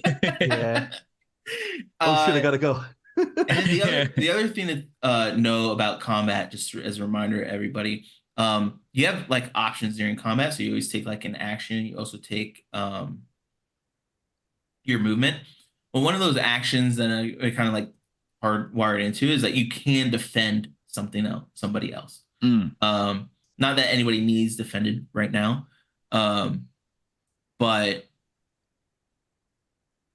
yeah, you can like actively act on the defensive way that's pushing someone out of the way or whatever. And that wasn't important now, but since we're about to engage, depending on how you guys react to this, I guess. But you kind of pissed him off quite a bit. So oh no, he pissed me off. This situation all backwards. We're all pissed off. Yeah, he's trapped in here with me. Yeah, I mean, honestly, your net 20 is pretty badass. If you want to kind of if you want to say like how you're dodging this burst, it's like this sign, like, you know, it's just like basically this like giant like laser across, and it's like these fish. I don't know if you remember them, but there's like fish that have these laser eyes, and so Nux and Beetle for sure are taking a hit from this, but Iskander dodges it and helps Beetle not get like sucked in the middle of it at the same time. Yeah, it's like I imagine it's like Beetle's in the center and me and Nux are off to the side, and the center of the beam goes toward like at Beetle essentially, and I like raise up my hand in those light refractor shields that I was using earlier to like block the suns, like summon and I partially block Beetle and I completely block myself, and perfect. Then fuck me, you know. Well, you didn't roll a 1. That's true. Beetle still takes a hit, so yeah. And then you guys have, I mean, it's your guys' turn now, but I mean, he actively, I actually have him, but they attacked you. So okay, I'm already just geared up and ready to know what I'm gonna do because I've been waiting forever to do this. Ryan, what are you about to say? Well, I have a quick question about like hits and health and everything, right? Yes. Right. So like how many hits do I have? So you have 3 total, and then, you have 0. Well, we start with 0, but your max hits is 3. You have taken 2 this session. Is this the second one? Yeah, this is your second one. Okay, so I can take one more hit and then I'm just dead? So yeah, you're knocked out, and then when your max hits +2, you're dead. Dumb. And your only healing capability is Beetle has 2 glow ups, I believe. Yeah. Blow ups. Which is a light witch skill. Perfect. Yeah. Cool. Then I like hurdle at this like gold neck sphinx. And as I get closer, like I just imagine I'm standing on my hard light construct and it begins to like wrap all the way around me. Like think of that like cheesy Iron Man suit, like suit up, you know, where it's like the nanotech thing, and you're like, well, this sucks way more than the old ones did. But like that with the hard light, and I just land with like a clunk on the ground and I swing, and I'm going to use my ability, which is called Powered Exoskeleton, which gives me an armor of 5, I believe, and then allows me to do close quarter combat for some amount of damage. I think it's my level ×2 or whatever. Yeah, so or it's level damage for 2 turns or something. Level -2, so you get 3 damage for 1 turn. Cool. Cool. Yeah, and then I'm going to rock his shit with my my hard light covered fist. Okay, sweet. So real quick, so the way making works the same way as effect. So it's going to take this turn to use. Okay. You have armor 5, and then you're going to gain your close quarter attack from it. So yeah, basically you're gearing up, jumping in front, getting your armor going. And what do the other people want to do? Before Nux goes, I'm gonna use one of my glow ups to heal them, and just sort of like, it's like bokeh or like little, just sort of like blurry little light glistens, almost glittery, and it just sort of like rains down around them. You see it kind of like it's like vapor, almost like they're breathing in like glitter. Yeah. Great. Thank you so much. Beautiful. It fits the planet layer very well. Cool. Now Well you're- then while the glitter is falling down around me, I'm gonna lock and load. All right. Yeah. Hold on, Right. this is. I feel like before you do that, we're at the boss battle, right? This is epic. Mhm. Yeah. I'm gonna do my glow up like sub thing. I'm gonna take an additional hit, which is gonna knock me out. Whoa. And you'll see like almost like to go with the bad MCU shit, like some infinity warp. My body's turning into some of this glitter. I'm sacrificing some of my own physicality to like to ramp up this cloud that Nux is breathing. So I take an additional hit, which knocks me out, in exchange to give Nux +3 damage on the next turn. Nice. Wait, would that be taken up by my locked and loaded, or would it be on like the next one after this? No, it's like whenever you deal damage next. Fuck yeah, thank you. Yeah, it's like an energy that you feel, and that is not like a timeline based thing. It's more like you have it, and then, well, I mean, maybe if you wait too long, but then like you just exert yourself extra or whatever. You know? You're vaping my corpse right now, so like you're pretty turned up. Yeah, no, I want to do the whole like, so you're just knocked out, so you're physically there, but part of you like glittered away and stuff, right? I think maybe my like soul is kind of coming out of my person. You're like a little bit less like saturated, like maybe your color. Desatted. Yeah. You get twitched down to 70%. I think too, just for like cool points, instead of like dropping in a slump, I'm just like hovering in like 0G, this sort of like kind of like Exorcist style, like head all the way back. The glitter's like coming out of my esophagus, and I'm just like suspended in this gold glitter cloud. Can I have, as they started to slump, could I have like shot over and like held them as their like head falls back, and like the glitter is just raining down over us as their soul escapes, and I'm just like, very shonen, as I feel the power coming into me, and I'm like, I will avenge you, friend. I will use this wisely. Your soul will power my punches. Yes. Yeah, no, you have movement every round, so we're good. We can resolve everything. Okay. So I'm locking and loading as this glitter just like. Yeah, it's a very like kind of passive like power up turn. We got healing going on. We have locked and loaded going. What's your your locked and loaded is like world? You're like glowing eyes and shit right now. Oh yeah, and I think I was already kind of like locking and loading, so things were glowing, but it was like a whitish glow, I feel. But like as Beetle's sacrificing their soul, like the glow goes from like a whitish to a brighter, what like you said was a goldish light, right? Coming out of you. Yeah, so the light infuses all of my like things that had turned on from like this glowing white light to like a gold light that's even brighter now. And so it's actually Beetle's soul light coming out of like my stuff now.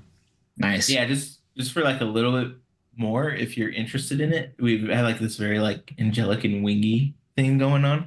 So if you want to like have like angel wings, like more badass than the consecrated agent, fucking evolution shit.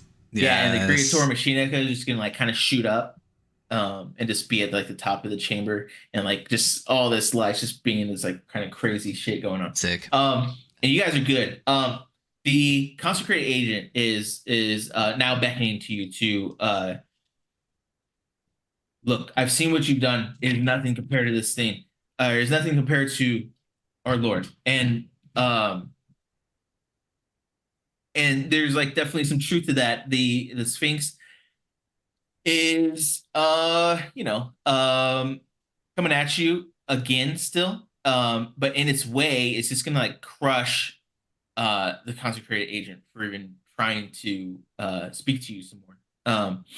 And this time it's a bit different. So this time as it's coming at you and squashing the consecrated agent, it maximizes itself 10x the size that it was. It's like taking up like a huge chunk of this chamber, and it's just coming down and slamming with like ragged paws against the exosuit. So do a defensive roll. And then the way armor works, you already have, I don't think you've used your helmet armor yet. Who, me? But no, Iskander. Oh. Iskander like jumped in front. Iskander's all armored up. The way armor works, you get like a temporary armor 5. Armor works that you get a reroll for each armor point you have. So basically, if you fail this, you can try 5 more times, and like most likely not get hit. But that's like what's happening. I know you're not going to believe this, so I'm going to drop it in the chat. Another nat 20. I just rolled another nat 20. Sick. So yeah, give it to me. What's happening then? Oh, he like comes down, and I like arm up, and it just like, and you see like the ground kind of like sink a little bit, and I'm like straining, and yeah. Perfect. Let's give you a counterattack too. So let's do it. So you'll get a counterattack. Nat 20s are really good in this game. We're trying to do some good crit stuff. Yeah, and you have your special attack. So how are you using your exoskeleton? So I feel like I block and I push him off, and he's really big, and so I just like launch myself up and just like one fist into its like face. Like a badass uppercut. Yeah, absolutely. Like jumping 40 feet in the air uppercut, you know? Cool. So it's level damage, so 3. Yeah. So this is going to be like a bleed for the first time type of moment, you know? Yeah. Like like this weird like exception, or it's kind of having to accept that like there's some type of like formidable force. Yeah, well, it's not God. I serve the one true God. So I'm not surprised at all that it bleeds. Of course it does. And what's really funny is this thing's like 10x the size that it was. So like you like punched, you would have to like kind of fly up and like punch, and you're like punching like literally like, you know, this size of its nose with your fist, even in the exoskeleton. So it's your guys' turn to act. Yeah. Back to you. So this is definitely that like moment in 300 where the spear hits the person who claims to be a god. Yeah. Okay. Yeah, I think the only good surroundings too. In the surroundings too. So the lions continue to shift, but they're closing in. The room is becoming more illuminated, not just from you, but just from like the entire presence of the battle. The squid have been moving in these mirrors, and it's starting to look like there is much more of these lions than thought. Almost like filling like a coliseum up of this like audience. So that's what's going on. They've come to watch. Are they coming at us? Yeah. Are they coming at us or just filling in the space around us? They're filling in the space around you, but they're kind of cinching in. So in a lot of like, you imagine it like when you choose your heroes to fight, so the whole like battle doesn't happen. But you're like surrounded, and you have to like, you have to, This is what they're doing, you know. Gotcha. Yep. Wow. So okay. Yeah. Yeah.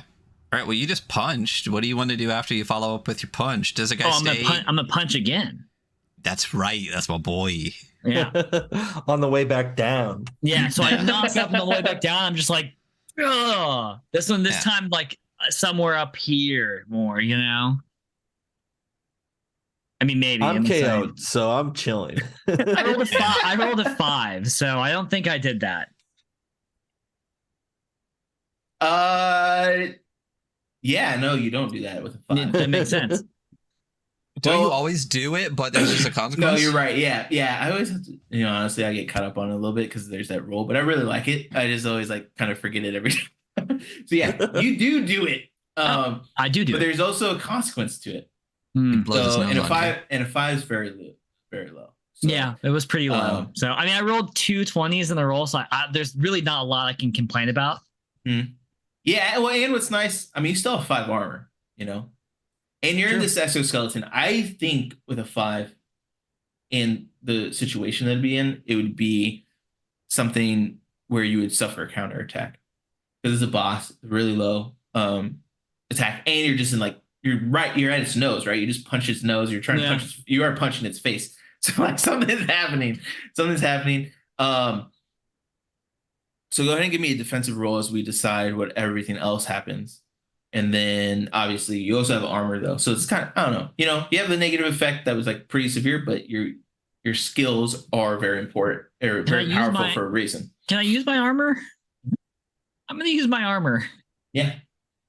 Just all 5 of it. I mean, it's dissipating at the end of the round, so you might as well just roll. Yeah, 60, I'm 60, 20. Yeah, I'm going to use all of it. Cool. Give me that roll. And then Nux, what's happening with you? Well, I have a question. Because this is a boss and it's 10x big, can I target it twice? Because I feel like it's big enough to be targeted twice. Like I can hit like a leg and an arm, right? Like, I don't see why not. Yeah, fuck yeah. So that means as I place Beetle's like translucent-ish body safely by like the river or something, I want to fly back and I'm just gonna be like doing that whole thing, Yeah, but I auto hit. So I use my incinerating missiles. So my effect when I'm locked and loaded is I auto hit and I target 2 targets. But you said I could target both of them. I could target this boss twice because he's so big. Yes. So, and just to clarify, so lock and loaded is the effect is weapon attacks, auto hit, and target 2 targets. So you're going to fire. This is not a weapon? No, it's a skill. You're going to fire your large threat weapon twice. So it's going to be 4 damage. So pretty powerful. But you also have the +3 from the Blaze of Glory that was. Yeah. I definitely thought I could stack those. That's stinky. That's stinky.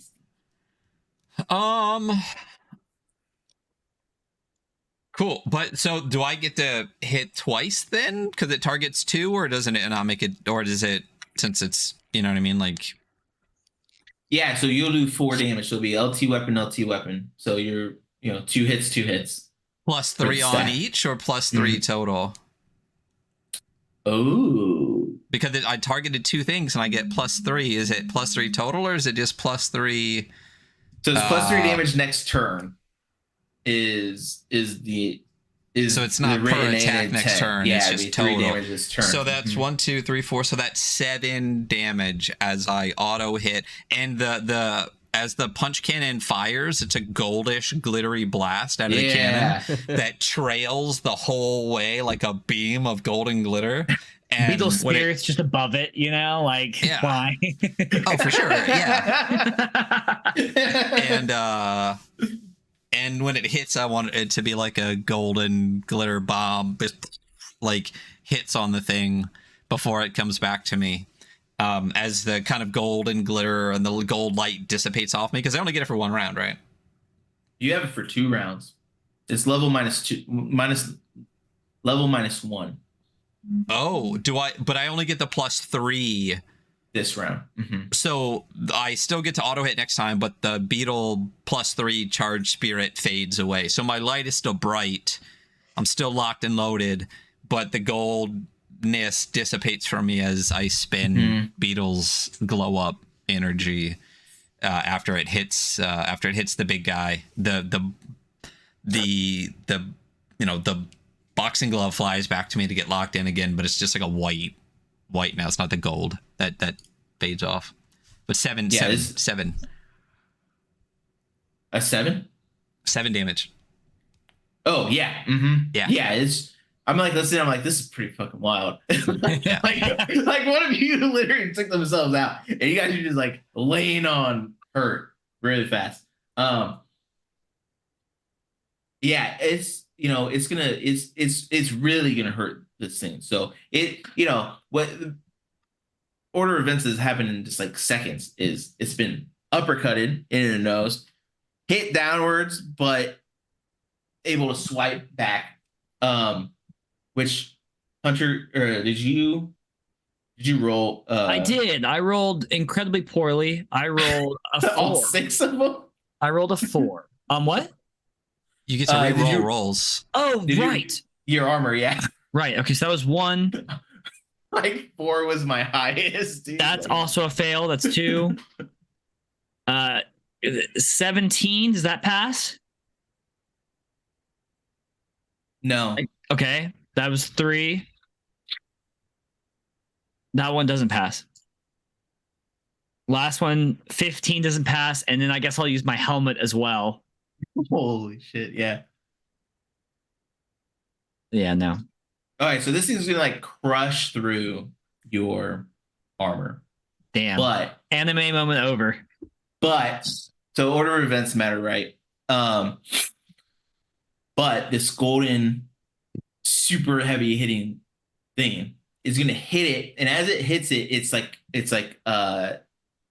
its extended size is like kind of like downwards. Like when a Digimon gets hit really hard, like devolves and devolves. Like, yeah, totally. Yeah, of course. So it's that you're going to take 2 damage from the attack back. Is what's going to happen. So like 2 hits. 2 hits. Damn. Okay. And yeah, so this thing's back to normal size. And it is going to speak in tongues again. The gallon of sand also going to be whispering forth.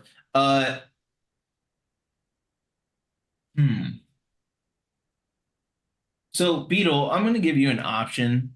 So being knocked out in general means that you can be healed and you're not like dead, which is nice. But when you're knocked out of combat, the mechanism for that, since there's not like find someone as fast as you can, like you're making a planet, the creature Machinica can zap you back in. A new person in a level 1 character. So 1 level in a single discipline with 1 skill. And that just takes a round. I'll come up with who that is while you resolve that round, and then perfect. So this thing is speaking in tongues again. The whispering sand as well is kind of echoing in it, and it's just coming from all over. It's become more of an echo. The surrounding lions and mirrors and squid hovering around have enclosed it even more. And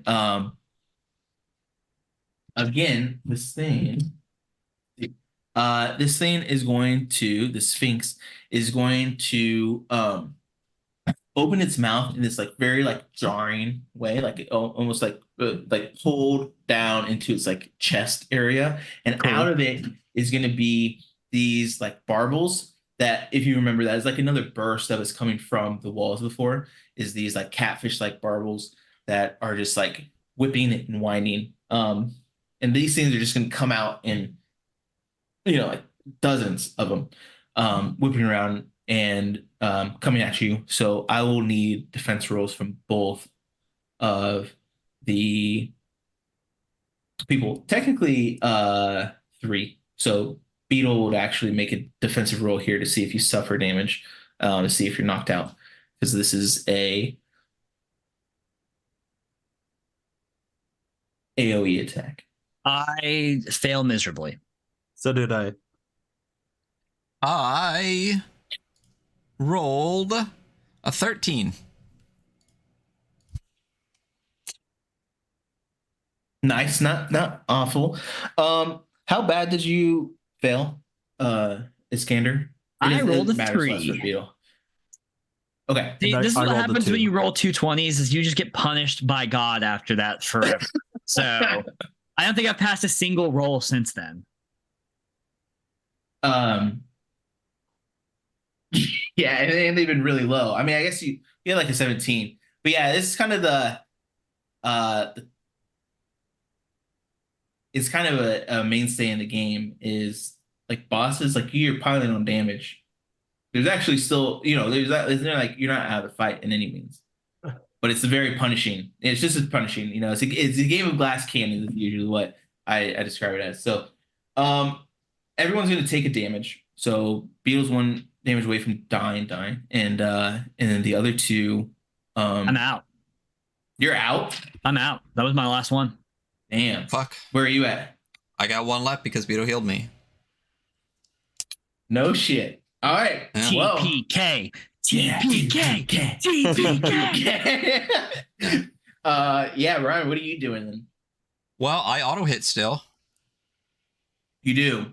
It's not well, who knows, It's not powered up by 3, but you said I can still double target because I'm still locked and loaded, so it should auto hit for full more damage. Yeah. So yeah. Perfect. And what are you using your movement on? I mean, if I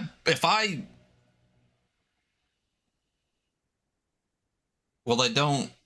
I mean, I just have to fight this thing really. So like if it was 10 times bigger and I punched it in the nose, it's probably way down there. So I'll just like fly down, and as I get close, just like, when like cannon it, Cool. I guess. Cool.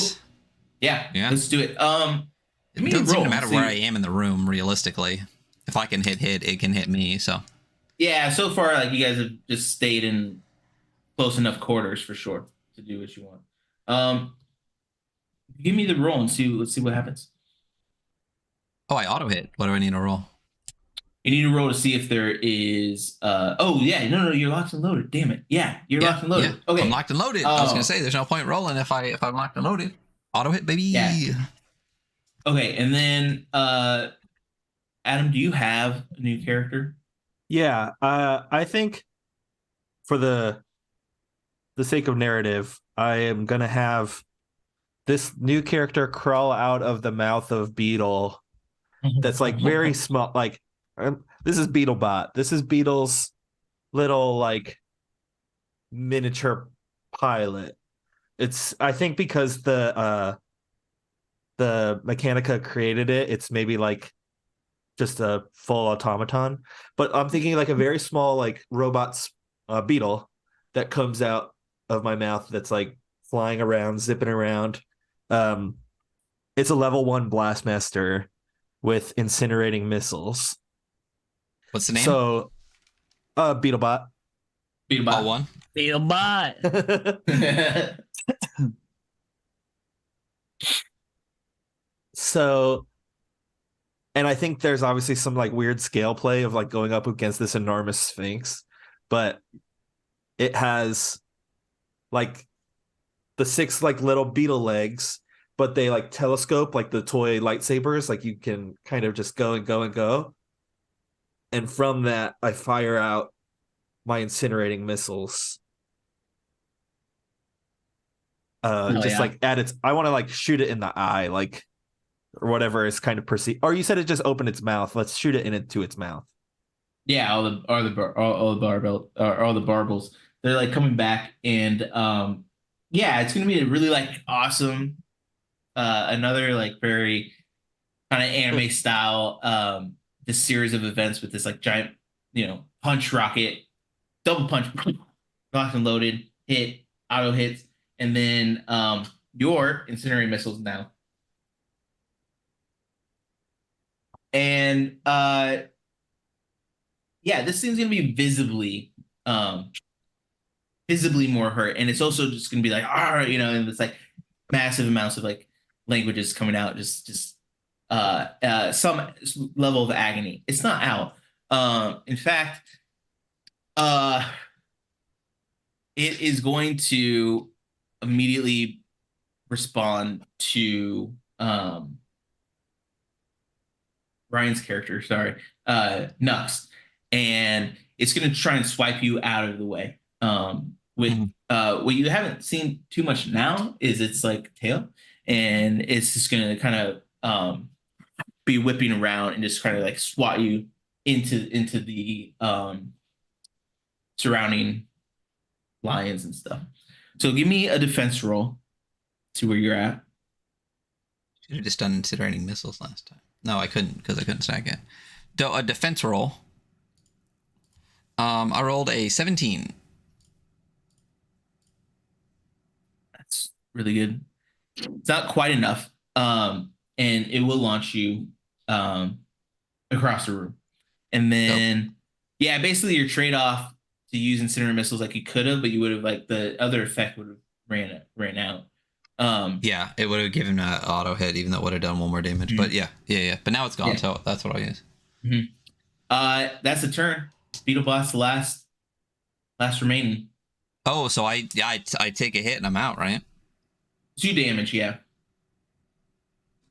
Yeah, I'm out. He knocked me, and it knocked me just. Will this be the second episode ever that the TWS crew TPKs? Yeah. We always love a good explosion. Yeah. Good. You know, I didn't want y'all to die, but there's That's something no in fun. me that I just felt like it was gonna happen. I'm fine with it. So it's perfect. To me, it's like the purpose of the game, you know. It's like you make your choices and you lie with it, you know, and it's like very glass cannon though, you're right. Yeah.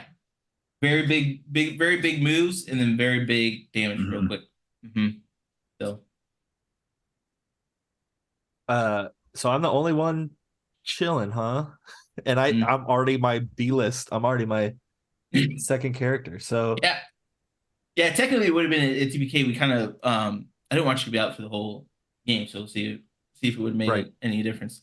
But yeah, we're here. So I used my incinerating missile, so all I have is like my basic attack at this point. As a level 1 fucker. Did you take large threat weapon or did you take form threat? Oh, I didn't even get that. I don't have the whole Kickstarter. I just have my character sheet this time. So nice. Okay. It's at the bottom, which is fine. You can just choose right now. So large threat weapon, well, obviously you're fine. Yeah, do a large threat. Do you actually have the table handy? I'll roll something cool. I'll shoot it to you right now. Is it D20, right? I'll put it in random shit. It is. There you go. D10. D10. Okay. Yeah. I got a big knuckle punch cannon. It's so appropriate. Yeah. The circle of life. Yeah. The thing that crawls out of you is a little bit of you and a little bit of me, I guess. So going with the sort of visual, like we have the little missiles that shoot out of the beetle legs. I think my wings, which are like flapping, they kind of like part extra wide. And this thing comes out like, and it's like way too big to have ever fit inside the chassis. It does not make any sense. But yeah, I also, since I'm floating around its mouth where I shot the missiles, I want to basically like throw this punch cannon like down its throat, like make it kind of gag and hopefully do something, maybe choke it or some shit. I don't know. This is like fully impulse creation, questionable sentience, little robot fucker. Yeah, questionable intelligence. Questionable intelligence. I got a 17. Do I add my Blastmaster 1 for 18? Dope. Actually kills it. Yeah, that's actually pretty fucking good. So there are no complications. This thing has difficulty. Match or above, and you're not gonna have any retaliation of whatnot, or you'll avoid attacks if you're doing a defensive roll. Yeah, I think that works pretty well, right? Like this thing gets hit, it's been in agony. The chance of the sands are following up with this like punch rocket to its face, and it realizes that it's hurt, but you're the only one left, so it's gonna try and squash you. It's gonna try and eat you. We're gonna leave it to the dice for you to see if you are able to outmaneuver this attack. So at this point, it's like retracted all the burbles, and what it's gonna, it's literally gonna go and just try and like chomp you in half. Now, what's funny about this is it doesn't have a lion face; it has human face. So it's just gonna just like be like coming at you, be like trying to consume you, and it's just screaming, I am the god of this planet, or I'm the god of this tunnel, and just.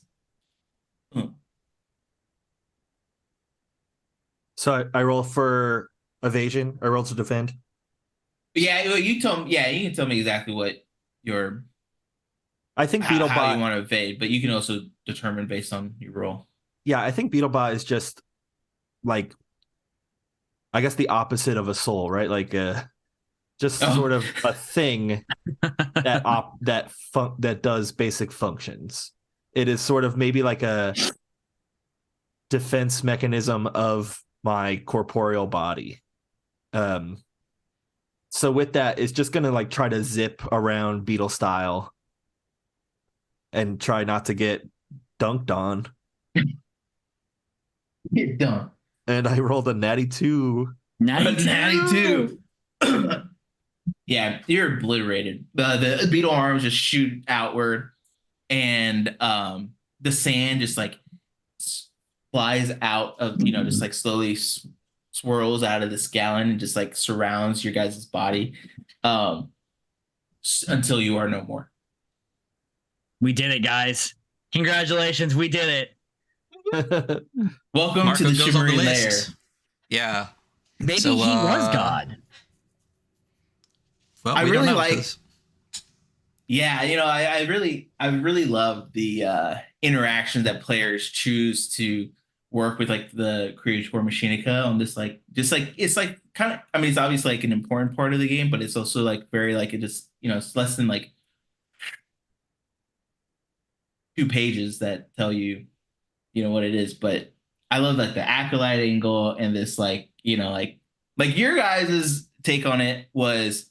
No, this is the god. We're the best, which is like part of like the hubris of the Cruxians, which is really nice. But it also just like, wow, you can just get mollywopped for it,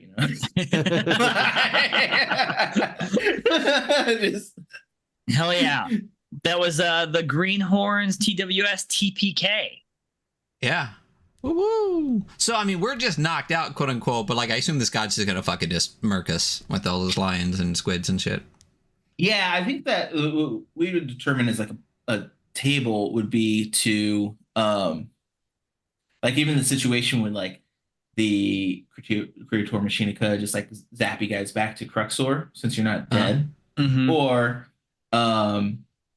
this seems like was pretty enraged. Like this thing took a mantle of a god, and you guys basically failed to slay a false god, and so is this scene out of like rage just gonna like kill you, or is this thing just going to be like not care, just take control of its that it zaps us back. Yeah, right. There's like a hub location, right? Yeah. So back on Cruxor, you guys always start there, and there's like a specific building. Of course, I wrote it. Right. I can't remember what it's called. The port, but yeah, where like missions start, and so it could just zap you back. And that's actually, I really like the this like. Bot as like the revive.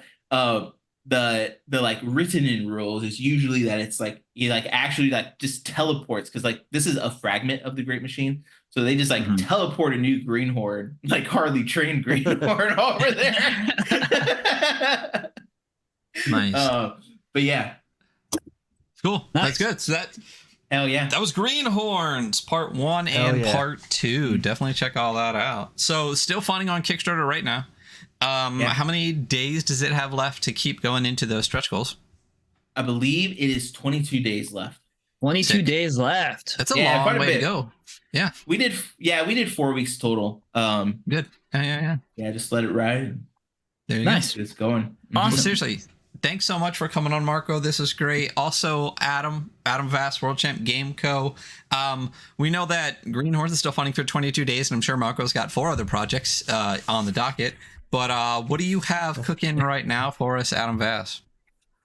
I just announced Bloodborg today, my vampire punk gutter scum urban fantasy that's coming to Kickstarter soon. You can follow it at bloodborg.com to be notified when we launch. Otherwise, just making zines and writing songs and doing my thing. Nice. Cool. Sick. All right. Well, seriously, thank you so much for being here. I'm sure you'll see both of them again at some point, talking, playing, killing us, more games coming out in the future from both of these wonderful, awesome people and creators. Thank you so much for being here. We'll make sure all the links to the Kickstarter, to Adam, to everything are in where they always are. And you can find us where you can always find us. So thank you so much again for being here. We will see all of you guys later. Have a wonderful day. Bye. Bye. Bye.